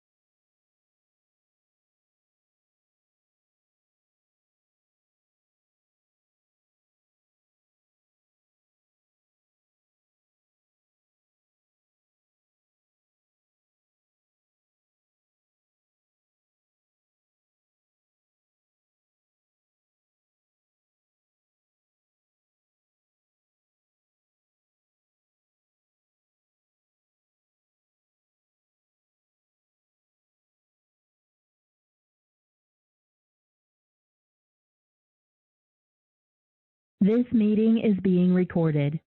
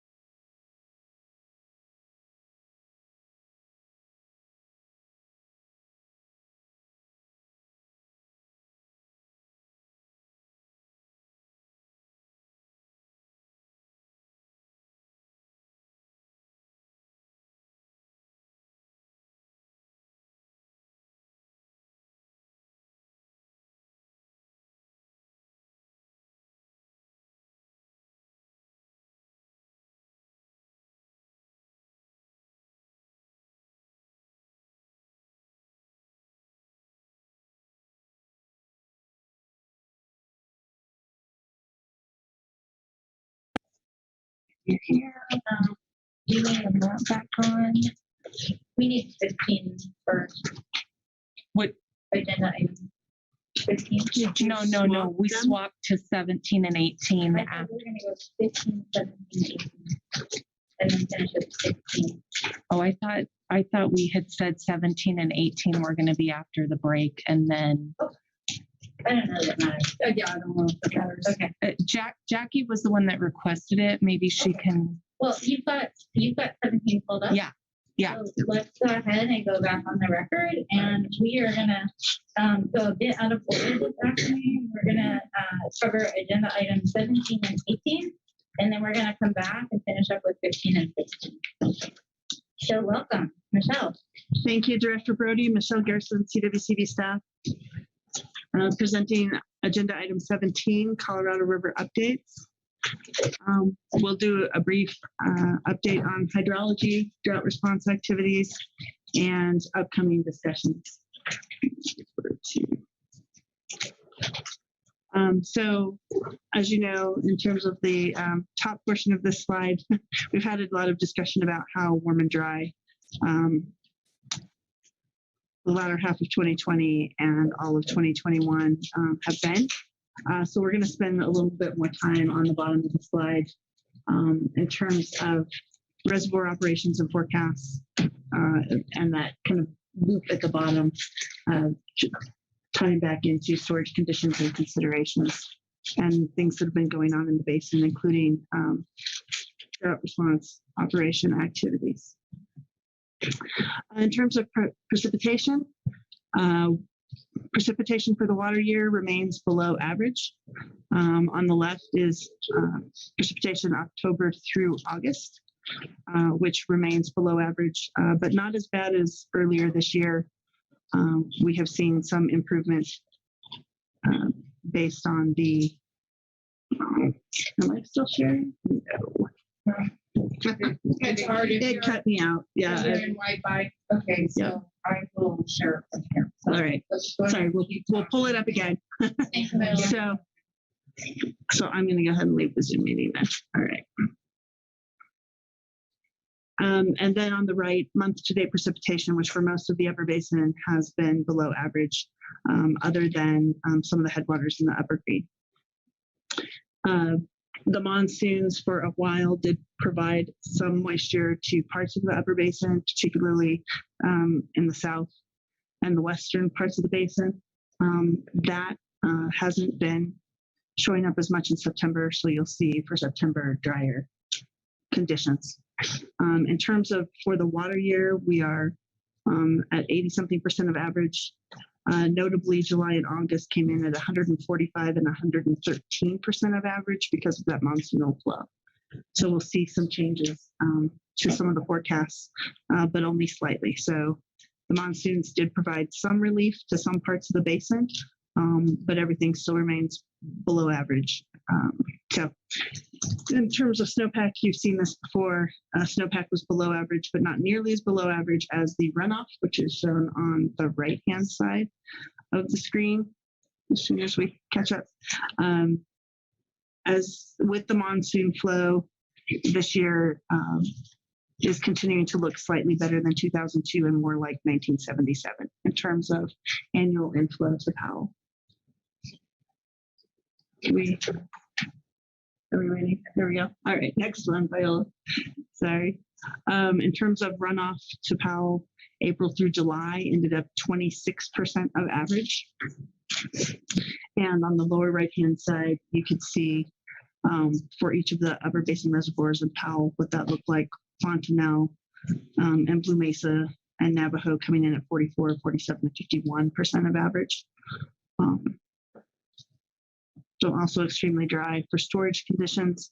On the left, you see the teacup diagram, notably Lake Powell at 31% of full, but also Blue Mesa at only 34% of average or up full. For the water year 2021 unregulated inflows, so prior slide was April through July, the runoff. This table is for the water year through October through September. So we are in the last month of water year 2021. So May, here's hoping water 2022. Water year 2022 is much, much better. It looks like Lake Powell is going to end the water year with an inflow that's roughly 33% of average. The monsoons did bring that number up about 300,000 acre feet. So nothing like the 2 million acre feet we lost in the runoff forecasts in the spring, but there was some benefit from the monsoon season in terms of runoff into Powell.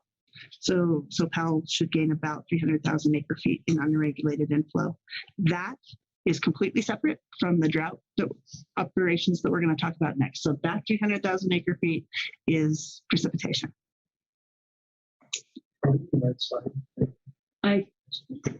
Yes, but I think it's cut off on that. So next slide, please, Viola.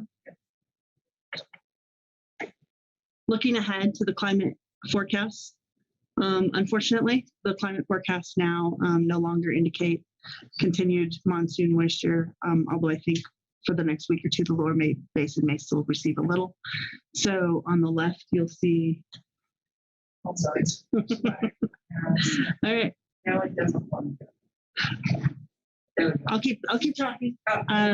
Increased likelihood of drier than normal, kind of encompassing most of all of the upper basin and most of the lower basin. Show an increased likelihood of drier than normal and an increased likelihood of warmer than normal. We're also under a La Nina watch, which can dry out the lower portion of the basin if La Nina occurs again. And on the far right, you'll see the seasonal drought outlook. And I just wanted to show the portion of the lower basin that received the heaviest monsoonal moisture does show some drought improvement, but you'll see for most of the basin, not much improvement. In terms of unregulated inflow into Lake Powell, again, on the right-hand side, so next slide, please. Sorry, Viola. That's okay. All right, on the next slide, you'll see on the far, so on the left is historic hydrology, and on the right is in the yellow, 2021, and then in the red, green, and blue, those are projections for 2022. So for water year 2021, you see now that it looks like water year 2021 has just barely passed 1977, which might make 2021 the third driest year on record instead of the second driest year on record by just a very, very small amount. But we're still in the bottom 3 years in history in water year 2021. And the runoff from water year 2021 continues to be the second worst. In terms of looking ahead to next year, the green, which is the most probable, you'll see still reflects below average inflow.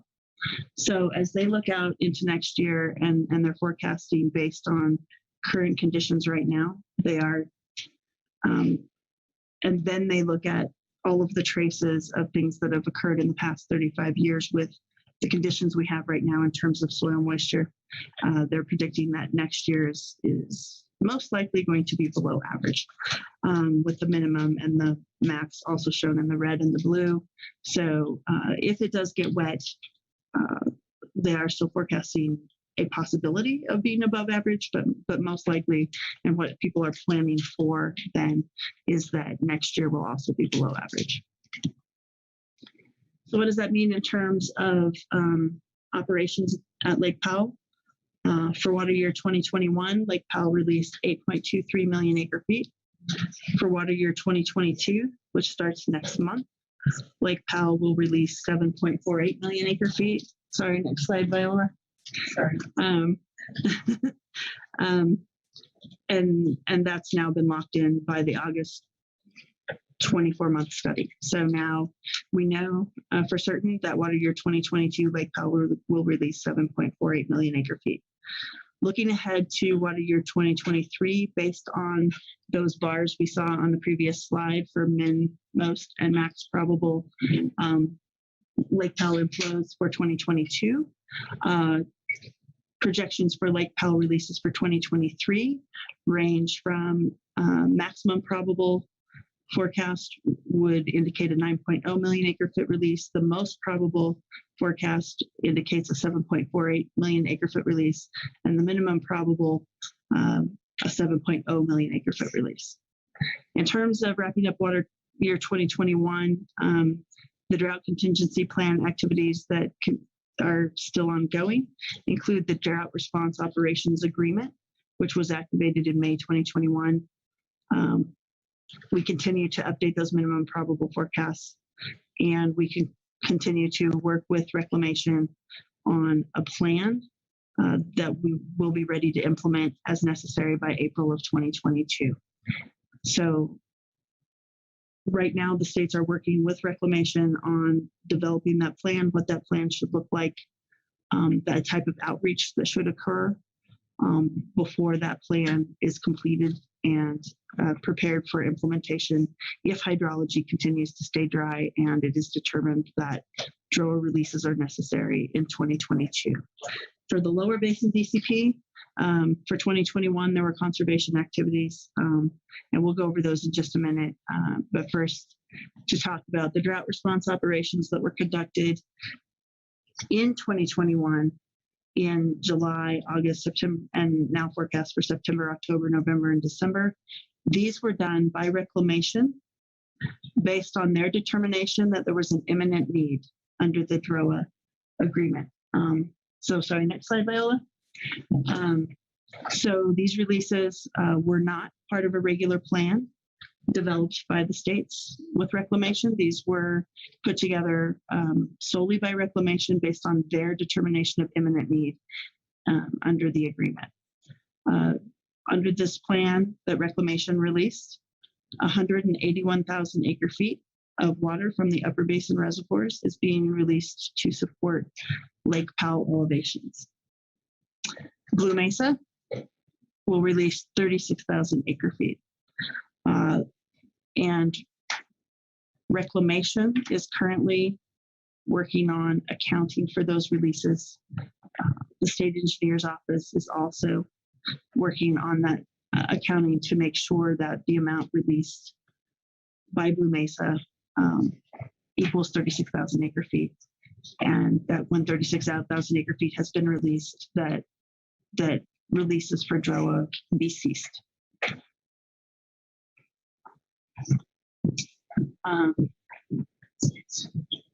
For water year 2022, and so, sorry, poor Viola running back and forth. Next slide, please, Viola. Okay, yeah, there you go. So for water year 2022, the states will continue working with reclamation on regular drought planning, which foresees putting a plan together and having it ready to implement by April when the runoff starts to occur and when you have a better idea of what the year is going to look like. These other releases were done by reclamation based on how quickly the forecast was crashing during water year 2021, but regularly DRO works that you are looking forward to the next year and you have it ready to implement by April, depending on the hydrology forecast in April. Lake Powell will release 7.48 million acre feet. And for the first time, based on the August 24-month study, the lower basin will take both a level 1 or tier 1 shortage and continued DCP conservation. So what does that look like? Next slide, please, Viola. And I'm sorry, this slide is hard to read, but here is the table of the shortages and DCP contributions based on the left on Lake Mead elevation. There are columns for the shortages that are taken under the 2007 interim guidelines, which are the ones that were just announced for the first time, and also Minute 323 delivery reductions to Mexico. And then after that, there are the DCP contributions and by National Water Scarcity Contingency Plan savings. And those have already been occurring. Those have already been triggered a couple of years based on Lake Powell and Lake Mead elevations. Not Lake Powell, sorry, Lake Mead elevations. So for 2022, you'll see that in addition to what has been regularly occurring, 192,000 acre feet DCP reduction or some sort of savings by Arizona and 8,000 acre feet by Nevada. There will be an additional 320,000 acre feet of shortages to Arizona and 13,000 acre feet to Nevada. Some of that may be made up by converting other types of ICS to DCP. And importantly, a 50,000 acre foot reduction to Mexico for the first time. In terms of upcoming discussions, sorry, next slide. Drought response operations agreement and creating that plan to have ready to implement in 2022, that's occurring now. 7 basin states discussions continue on urgent matters for drought and additional drought contingency planning and actions. Post 2026 discussions are still upcoming, and I just wanted to let you all know briefly, in case you hear or see something about this, as part of the Glen Canyon Dam Adaptive Management Program, because the monsoonal flows brought a lot of sediment into that reach of the river, the Adaptive Management Program needs to consider whether or not to conduct a high flow experiment from Glen Canyon Dam this fall. And if they were to choose to do so, that could also lower Lake Powell elevations. High flow experiments are a short duration increase in releases from Lake Powell that can change the monthly distributions of releases to Lake Mead, but do not change the annual. So they'll, if they were to release more in November, then they would need to take that water out of other months to make sure that the annual deliveries to Lake Mead are the same. And they do that to move that sediment down and hopefully deposit it in more useful places in the canyon. And under the long-term experimental management plan, that discussion is occurring right now. So in case you saw something about that, I wanted to make sure you understood what that was. So, and I'll leave that. And I think that is the end of my update. If you have any questions, be happy to take me.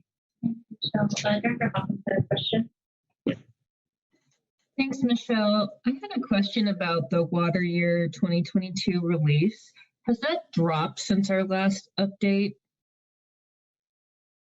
No, we were anticipating starting at least in July, maybe by May, I think, we were starting to suspect that 7.48 million acre feet would be the release.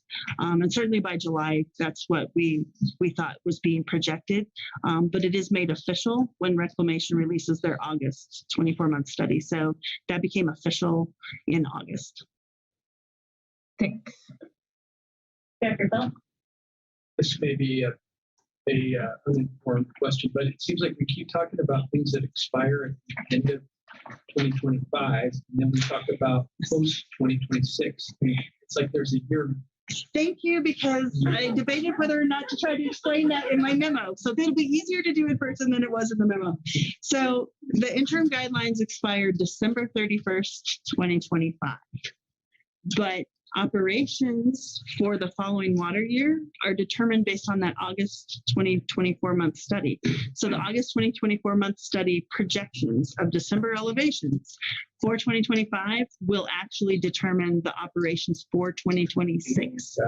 And so the agreement expires in 2025, but the operations based on that agreement continue through water year 2026. And I'm so glad you asked that, because I debated whether to. Nicely done, Director Felt. Well, you all look at what Greg did today. Thank you. And quick, so in the agenda, those other tables are not in it, or in the board memo? No. Yeah. So those other tables were not in the board memo. Be happy to share this presentation with all of you. So you can see the most recent. In fact, I was typing, we just got some of the updated information today. So I was actually typing some of these numbers right at the break. We just got the updated numbers for the water year. So hot off the press, but we will share it with you. Thank you. All right, thank you so much, Michelle. Always appreciate the updated information. And with that, I think we are moving on to agenda item 18, demand management feasibility investigation update. Amy and Greg, welcome. Thank you.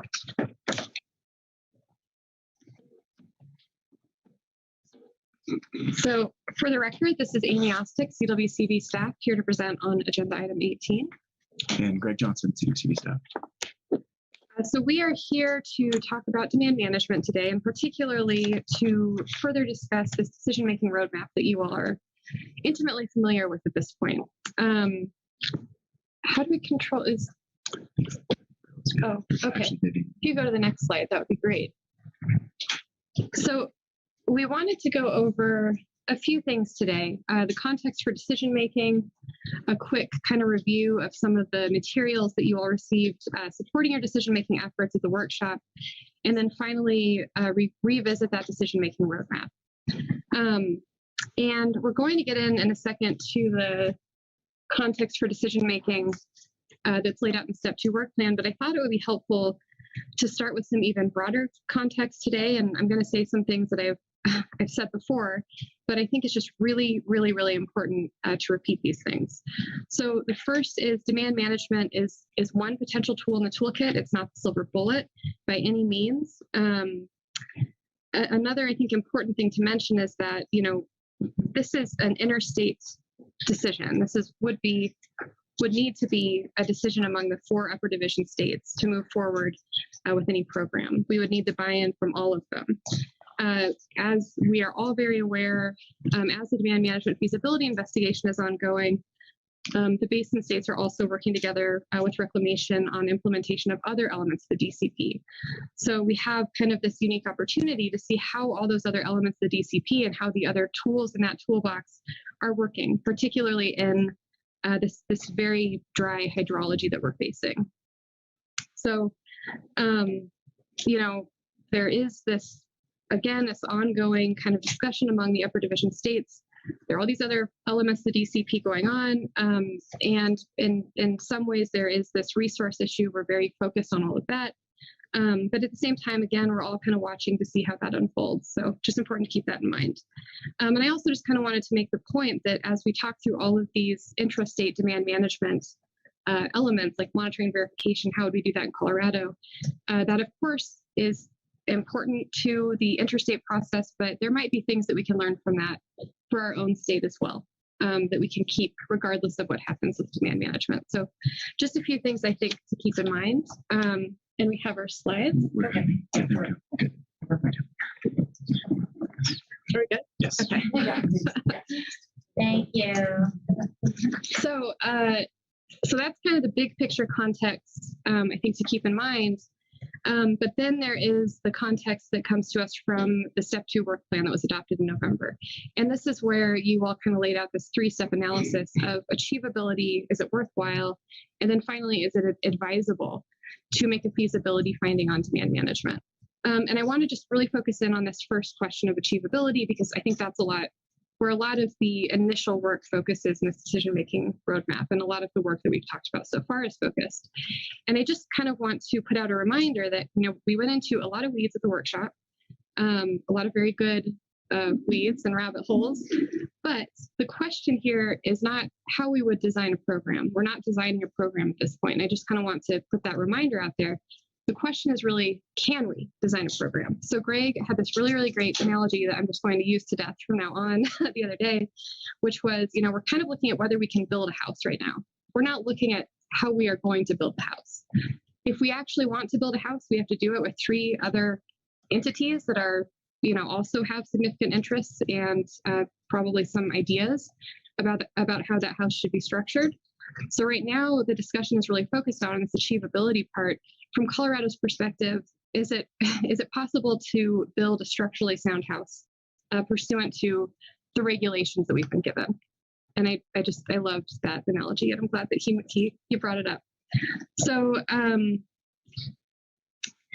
again, focusing on the monitoring verification elements, the environmental considerations parts, and all those under the achievability question, we might be gaining a lot of really, really valuable information that can inform a lot of different things, but the question ultimately is, can we do this from Colorado's perspective?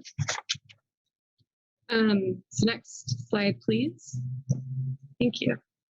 And I did just want to revisit some of those materials that we went over at the workshop. And again, just kind of emphasize, this is really aimed at looking at how a program could work to inform the ultimate question of whether it's possible to make these elements of a program work. It is, I don't know if this is the best language to use, but it's an expandable exercise potentially. If you find this useful, we can continue working with this kind of structure and building onto it to consider, for example, some process considerations that you might want to think through in terms of, what kind of protections or checks we might want in place in terms of a demand management program. So this is something that we can certainly revisit. This was never intended to be something that you all adopt as a demand management program or anything like that. It's really just meant to be an aid for your discussion and decision making. So to the extent it's helpful to add to that, to keep talking about it, we can certainly do that. And I do want to add as well that we've already gotten some helpful input from Director Sakata on how to make some of this a little bit clearer. So if any of you have any input that you think would kind of help with this, definitely open to it and let us know. Next slide, please. So that brings us to this decision-making roadmap. I know that it's probably kind of hard to read that, but I do just want to note that in your board packets, we have included both a redlined version of this and also a version accepting all these edits. But I did just want to take a moment to kind of walk through the edits we made as a result of the workshop. So the first thing that I think is one of the most important things to note is this time frame for decision-making process. We made it very clear that we have put dates in here that are intended to be when this analysis would start. And from a staff perspective, this was when we were thinking, we think that we've given you the materials you might need to start that analysis. There's not an end date for those. And I think it's just really important to note that, these are all designed, this is all designed to be an iterative process. And we also dropped a footnote kind of explaining that, that you might start this analysis and a number of things could happen. You might find that you want more information on a particular question. You might find there are legal questions that can be posed to the AG's office. You might make the determination that there are a lot of other things going on right now that might help inform certain elements of this, and you want to hit a pause on it. All of those things are okay and meant to be provided for in this decision-making roadmap, and I just wanted to make that very clear. We also added a line identifying the injury issue. So in that monitoring verification portion, what are some mechanisms that might be available to prevent injury? We added some meat to the funding section. There was just some discussion around wanting a bit more, I think, detail on what funding sources might be available and considered in a demand management program. And finally, we also added this anti-speculation considerations item in the worthwhile for Colorado section right under that proportionality considerations. So those are kind of the edits that we've made. And again, I just want to reiterate that this is really designed to be something that can change over time. It's open-ended. The timeframes are meant to be open-ended. It's something that can be there for you if you decide to, go down a rabbit hole and you want to come back later, that's fine. So I just kind of wanted to emphasize that and show where we added the language to make that very clear. So that is really all I have in terms of a presentation. Is there anything I'm missing, Greg? I don't think so. That's good summary. Yeah. That's the staff recommendation. And so our staff recommendation at this point is to adopt the decision-making roadmap in Exhibit B. But happy to take any questions or hear any input you might have. Thank you both. Director Brown has a question. I do. Thank you. I guess my question has to do with the initial screen of your map, which you may want to go back to if it's useful. So we can stay here, but the one before this that just outlines the few, no, sorry, one more. Thanks. I think I like the house analogy, so that's cool. I think we can use that going forward. But I think that when we share this broadly, if this gets passed today and it becomes a tool to share with the public, then I would like this achievability piece to be updated because I think that it's important to, if you go forward 2 slides now where you're actually in the roadmap. Sorry, one more. I think the injury prevention under monitoring and verification is like the actual wood that builds the house. And to me, education and outreach is like the landscaping. And I think we need to be really clear that we're making sure the house doesn't fall down with all the questions. I mean, nobody really hung their hat on, is it possible to even get this education piece out there? Yeah, we all know that education outreach is going to be challenging. It always is, especially with COVID. But I think we should just maybe massage this a little bit to include the potential additional elements that you're stating in that monitoring and verification, and be a little bit more clear about the elements of achievability. That is my comment there. Thanks, Director Brown. And I'll just mention, I'm glad you pointed this out. This is not, the context for decision making, I pulled that directly from the Step 2 work plan. I know the thought process has evolved over time, so that's not part of the what's up for board adoption, but I think it's really good input that if we're using this, and kind of outreach efforts, it should be updated to reflect whatever roadmap that you all decide to adopt. So that's good input. Right, like we just don't want to kick ourselves with simplification, I guess is what I'm saying. Yeah. I'll just note Director Hawkins put in the chat that she agrees with Director Brown. Any other questions or comments? Or is everybody in a sugar coma? Go ahead. I like the way, again, in a very public way, you are showing these edits, and I think that shows the evolution of it. It's a living document.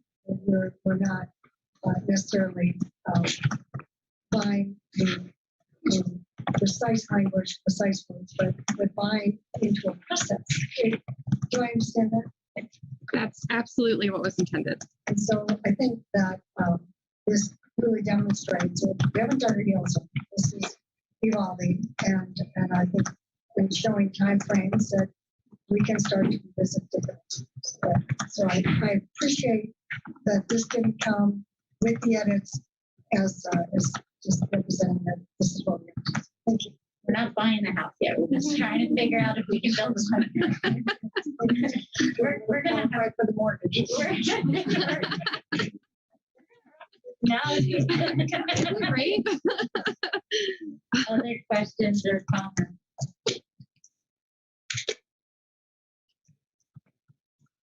All right. Well, seeing none. Oh, sorry, Director Brown.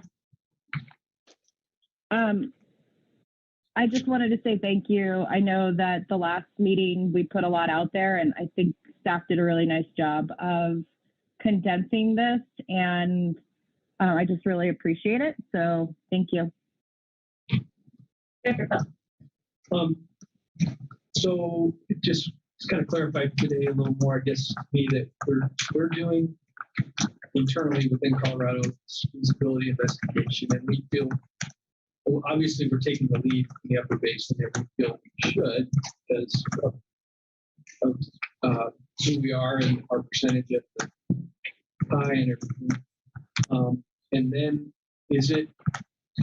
are we being iterative with them, or are we going through this whole process and then kind of, my sense is it's Yeah, Director Phil, if I'm understanding your question correctly, is there also an iterative process going on at the interstate level with the other Upper Basin states? Is that the question? Yeah, or at least that we're keeping them apprised of the sort of developments of our internal investigation. So if there's red flags, I mean, I would hate to sort of come to a surprise if they're following what we're doing. Yes, they are absolutely following what we're doing, and they've received, I think, all the materials that you all have received in public session. So yeah, they're tracking, they're following along, and we also have regular discussions with them as well. So does that answer your question? Yeah. Well, I guess I had this other step that's not really represented on the roadmap, but it's not really maybe part of the feasibility. Maybe it is, but just the thought that an outcome could be this is feasible if, and then not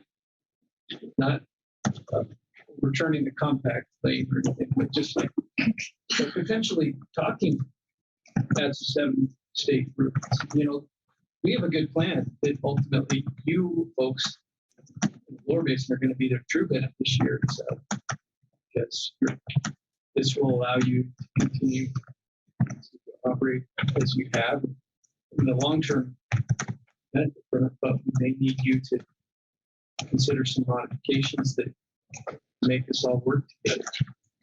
Is that maybe this is more for Lane than you guys, but is that a reasonable possibility that we begin a step towards making it work? yeah, Director Phil, I think that's absolutely a potential step. And to just go right back to that analogy, it could be that we take a blueprint, say, to some other states and say, here are some things that we, from Colorado's perspective, would really need to make this work. What do you think about that? Or can we, figure out how to build this house together that we really like, or that, I'm just going to kill that. But I think that very well could be the question. I think that it is in some ways an iterative process. And I think the other states just are not quite at the point where they're ready to have that level of discussion. But that's another question or type of question that I think will come back in that advisability, inquiry of whether it's advisable, given what we think we can get, what we think we need, to make a feasibility finding, given what we're hearing from other states. So it's like meeting with the HOA. Yeah. Yeah. Okay. Thanks. Well, thanks. My Director Trick is asking to go back to the roadmap slide. She has a question. Okay. Thank you.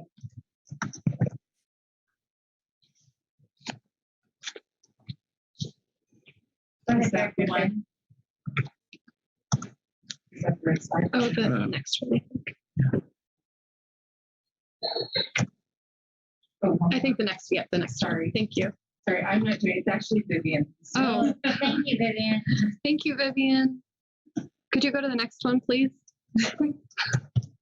There. Oh, no, the other way. Other direction. Yeah. There we go. I think that's the right one. Director Trick, did you want to ask your question? I think so. I just wanted to look at this again. I guess I'm a little bit confused about the column that has the yes, no in it in relation to the column to the right of that. Are we what we're adopting today? So are we circling one of those yes or no's beginning today, or what are we doing? I guess I'm confused about that. Yeah, Director Trick, my intention was not for you all to circle anything today. That's just indicating decision points, but rather just to adopt the process, that this document is a process document that will help guide you in making those determinations. So those dates are when we're going to begin considering these various topics, not when we're going to decide them, correct? Correct. Okay, thank you. Other questions for Amy and Greg? Right, seeing none, I think we're ready for a vote on staff recommendations. Director Anderson. I'll move that we support staff's recommendation. Sorry, Jackie, or Director Brown, did you have a question? Yeah, sorry, Director Trick just made me think. So when we say we're going to begin the decision-making process, what does that look like for the next slide? So we begin, I mean, we already had, like, staff will bring it to, or staff will start working specifically on those questions. Is that what that means?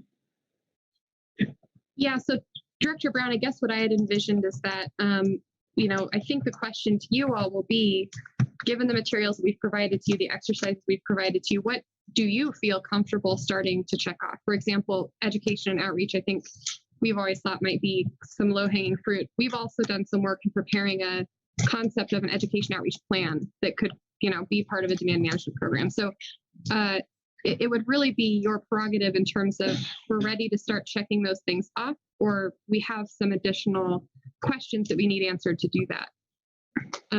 So we've kind of put the dates in here that we believe we either have or will provide you with the information we're aware of that will help that analysis, but you're always free to say, oh, we need this other issue answered, for example. So right, I guess, oh, sorry, follow up when you're done. I think that's it. You go ahead with your follow-up question, sorry. Okay. So maybe just some clarity is needed, time frame for decision-making process. I mean, we can't begin anything today. And so to me, this is maybe present or bring to board in the November 2021 meeting.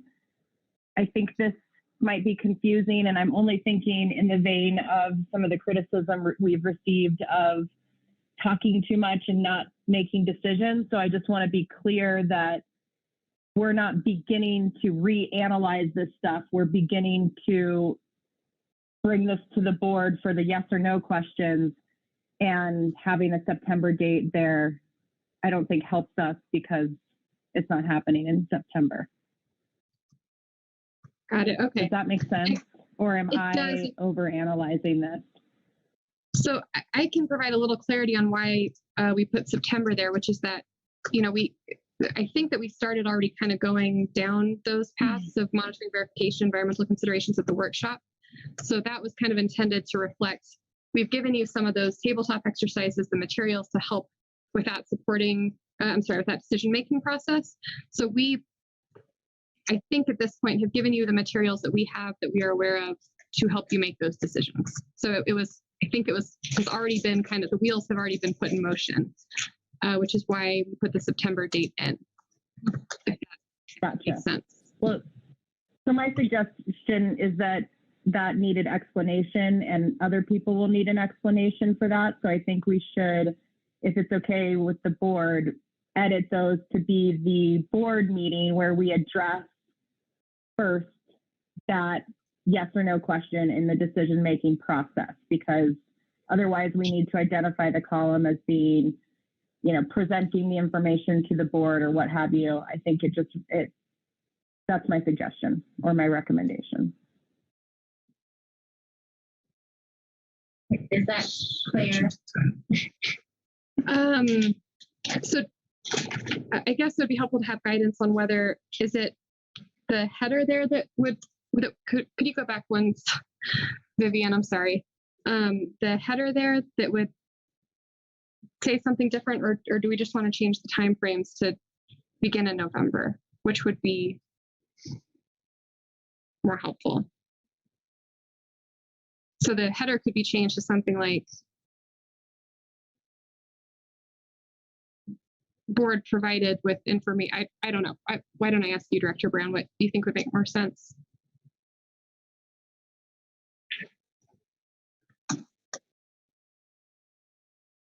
Sorry.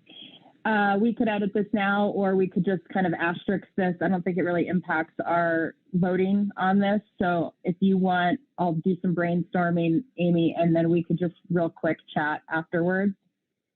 But does that work? Because I don't think it matters for our action unless somebody wants to tell me otherwise.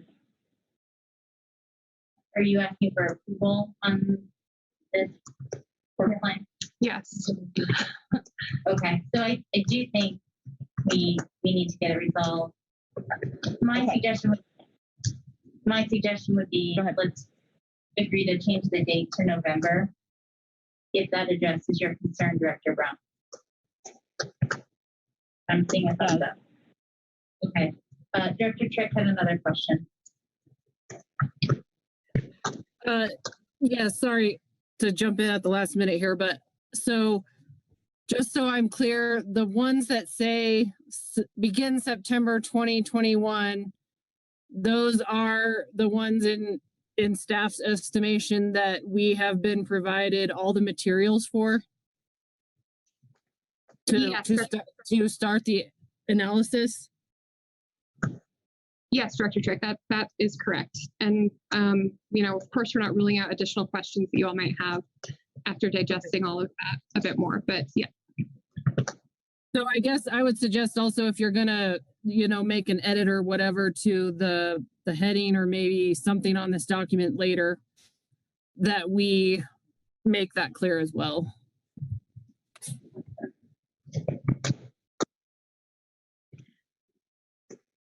I will just direct attention to the footnote dropped. And maybe we need to massage that language more, but I indicated there, dates noted correlate with the time at which the board is expected to have materials and information needed to conduct each analysis. Does that speak to that, or?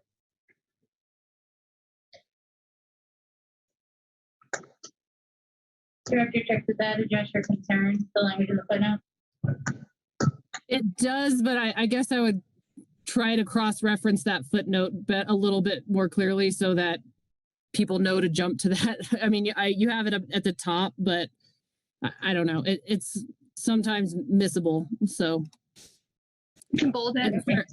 And for our purposes, I guess I would like to be sure that, okay, if I need to raise my hand to staff and say, oh, wait a minute, I need more information on this other thing, and it's in this category, that they have already, you know, said that they've given us everything, if that makes sense.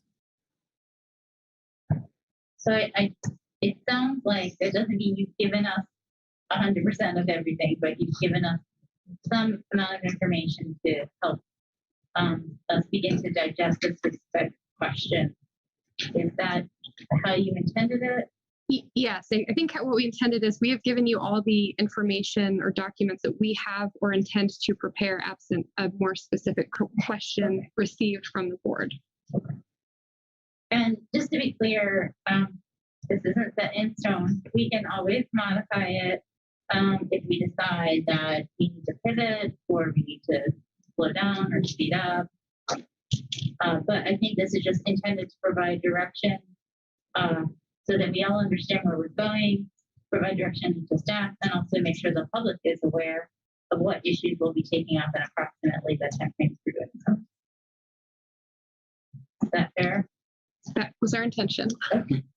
Correct. And if I may, Madam Chair, Sure. I would just simply add that I guess to belabor that house analogy, we don't necessarily have additional architects and engineers lined up at this point. So if there were to be requests to really dive into more detailed analyses, we don't necessarily have the capacity to do so. So just to keep that in mind with regard to any potential future requests for information. For some of these, the outcome may be there are additional questions that we would need to address. Here's what that next step might look like down the road. Okay. But Director Brown, did you have a suggestion? I did. I just mentioned maybe where the footnote is, you just put it underneath the time frame for decision-making process and just small font, whatever you want to do, and just put it right out there just to make sure everybody's on the same page. And then my second question is, would that make the AG's office the building department?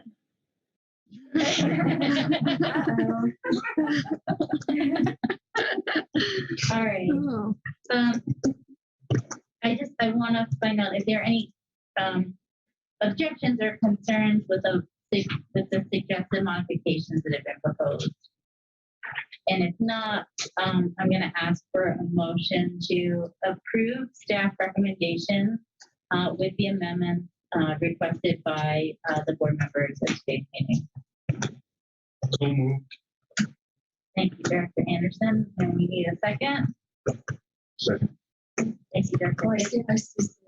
Oh, silly. Director Hawkins. Okay. Staff recommendation on agenda item 18 as modified by the request of the directors today has been moved by Director Anderson and seconded by Director Hawkins. Is there any further deliberation before we proceed to vote? Seeing none, all those in favor, please signify by saying aye. Aye. Any opposed or abstaining? And there are no oppositions or abstentions in the chat. So that is approved unanimously. Thank you both. Thank you. And we'll see you in the rest. Thank you so much. All right, now we're going to jump back to agenda item 15, which is request for authorization to proceed to trial in the Young Life and Arbor Arc matter.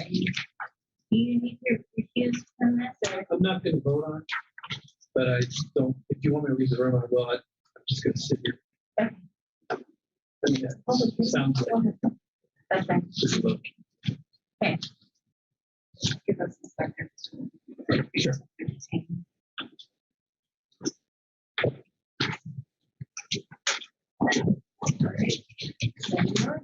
Great, thank you. Thank you, Madam Chair. Colin Watson, CWCB staff. I'm presenting agenda item 15, which is a request for authorization to proceed to trial in Division 2, case number 18 CW 3048, an application of Young Life and the Upper Arkansas Water Conservancy District. There's an update in this case. CWCB has stipulated, I believe it was approved by the court yesterday on September 14th.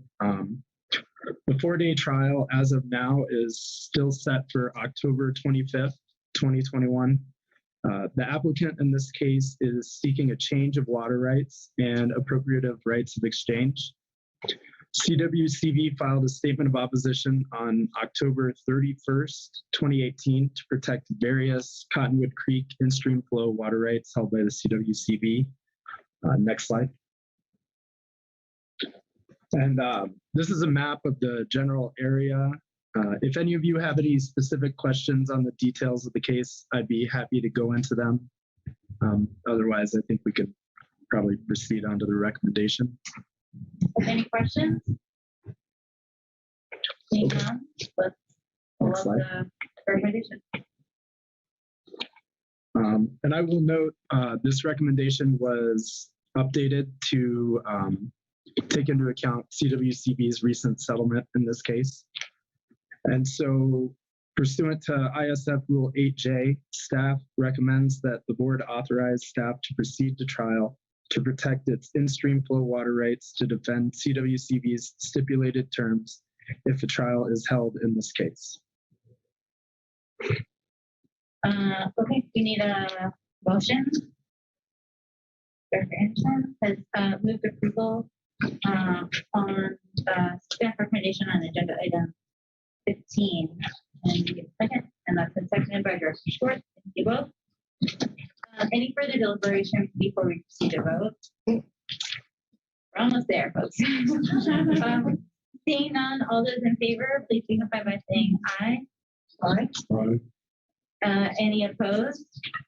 And Director Belt, are you abstaining? Yeah. Okay. Thank you. And I'll just note there are no abstentions or objections in the chat. All right. Thank you very much. Thank you.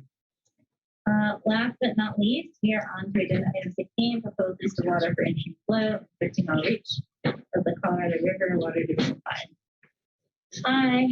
Hi, good afternoon. Haley White, CWCB staff. This is good news. We had kind of a late to the table water offered for the 15-mile reach from Garfield County. So this is the proposed renewal of a lease that we already have in place. It's a 5-year lease. And we are seeking approval for the expenditure of the funds this year. So this, next slide. So in January of 2020, the board approved the 5-year lease, and the lease water will supplement the existing in-stream flows in the 15-mile reach to preserve the natural environment to a reasonable degree. It also helps to meet the U.S. Fish and Wildlife Service flow recommendations for the endangered fish habitat, and so that's to improve the natural environment to a reasonable degree. This water will also pass through 2 hydropower plants, the Rudai and the Orchard Mesa. We're being offered 350 acre-feet for this year for use in 2021. So that would be used as soon as we get the agreement signed, September and October. Next slide. So you all know where this is. We've got Rudai up there in the frying pan. The water will come through the frying pan, down the Roaring Fork, down the Colorado to the 15-mile reach. Next slide. The policy 19 factors are described in detail in the memo and in Colorado Parks and Wildlife's recommendation letter. So this lease in general, it will support the warm water endangered species late September and October of this year. And the Fish and Wildlife recommendations are based on a number of sources of information that address the quantification and the benefits to the pike minnow and the razorback sucker. Next slide. I think we're up to staff recommendations. Unless anybody has any questions before I get there. Thank you. Thank you for this agenda item. So we've seen in the last week levels of Rudai drop almost 10%. And I'm just questioning when these releases might take place. And already, I mean, obviously we're seeing these are buckets and the reservoirs wrong. And the question is, what do we believe from timing versus the trend in the fall? So I mean, this is a huge amount of water, obviously, but there are flows that are being pulled out of it already.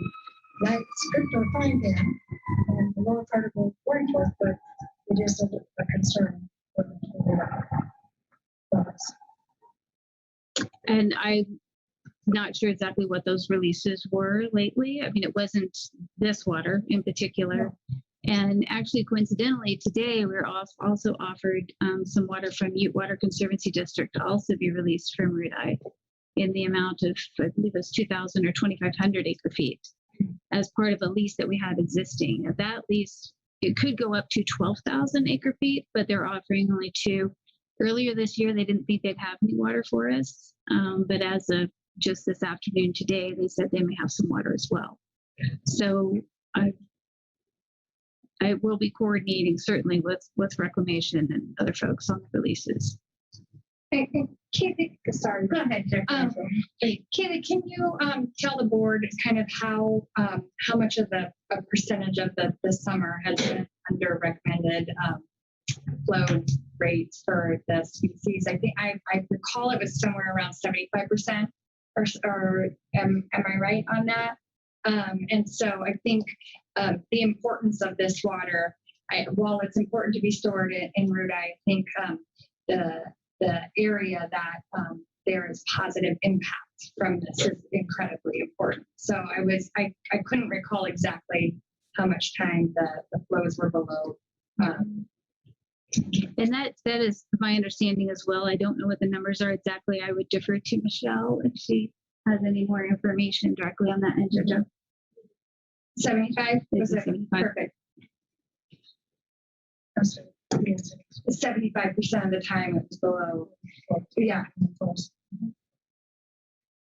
Well, I'm not questioning the value of these flows. I'm just saying that again, we're talking about what we experienced. And you may say another visible, so this is just trying to get that. Thank you for reading that. Any other questions or comments? Okay. Michelle, sorry. Why don't you come up so that everybody can So I think it would be fair to say that when these entities provide this water, they have looked at that as well. It's part of their contract pool that they're giving us. And they have made that risk assessment about what typically happens to that water if they don't use it, and whether or not providing this water to us puts them at risk if that pool doesn't fill next year. And they've made that assessment and decided that that water is available and doesn't put them at extra risk. And so I think we're comfortable because before they offer it to us, they have kind of already looked at that. So I think it is concerning all over Colorado how low the reservoirs has dropped. But I think in these cases, we're talking about folks that are contractors who understand the terms of their agreement and shortage for next year if that pool doesn't fill, and they have taken that into consideration. So I hope that helps. But, yeah. Thank you. Thanks. Any other questions? Great. Seeing now, we need a motion to approve staff recommendation on agenda item 16. Director Schwartz. I move approval for agenda item number 16 for staff recommendation. The staff recommendation on agenda item 16 has been moved by Director Schwartz and seconded by Director Anderson. Is there any further deliberation before we proceed to vote?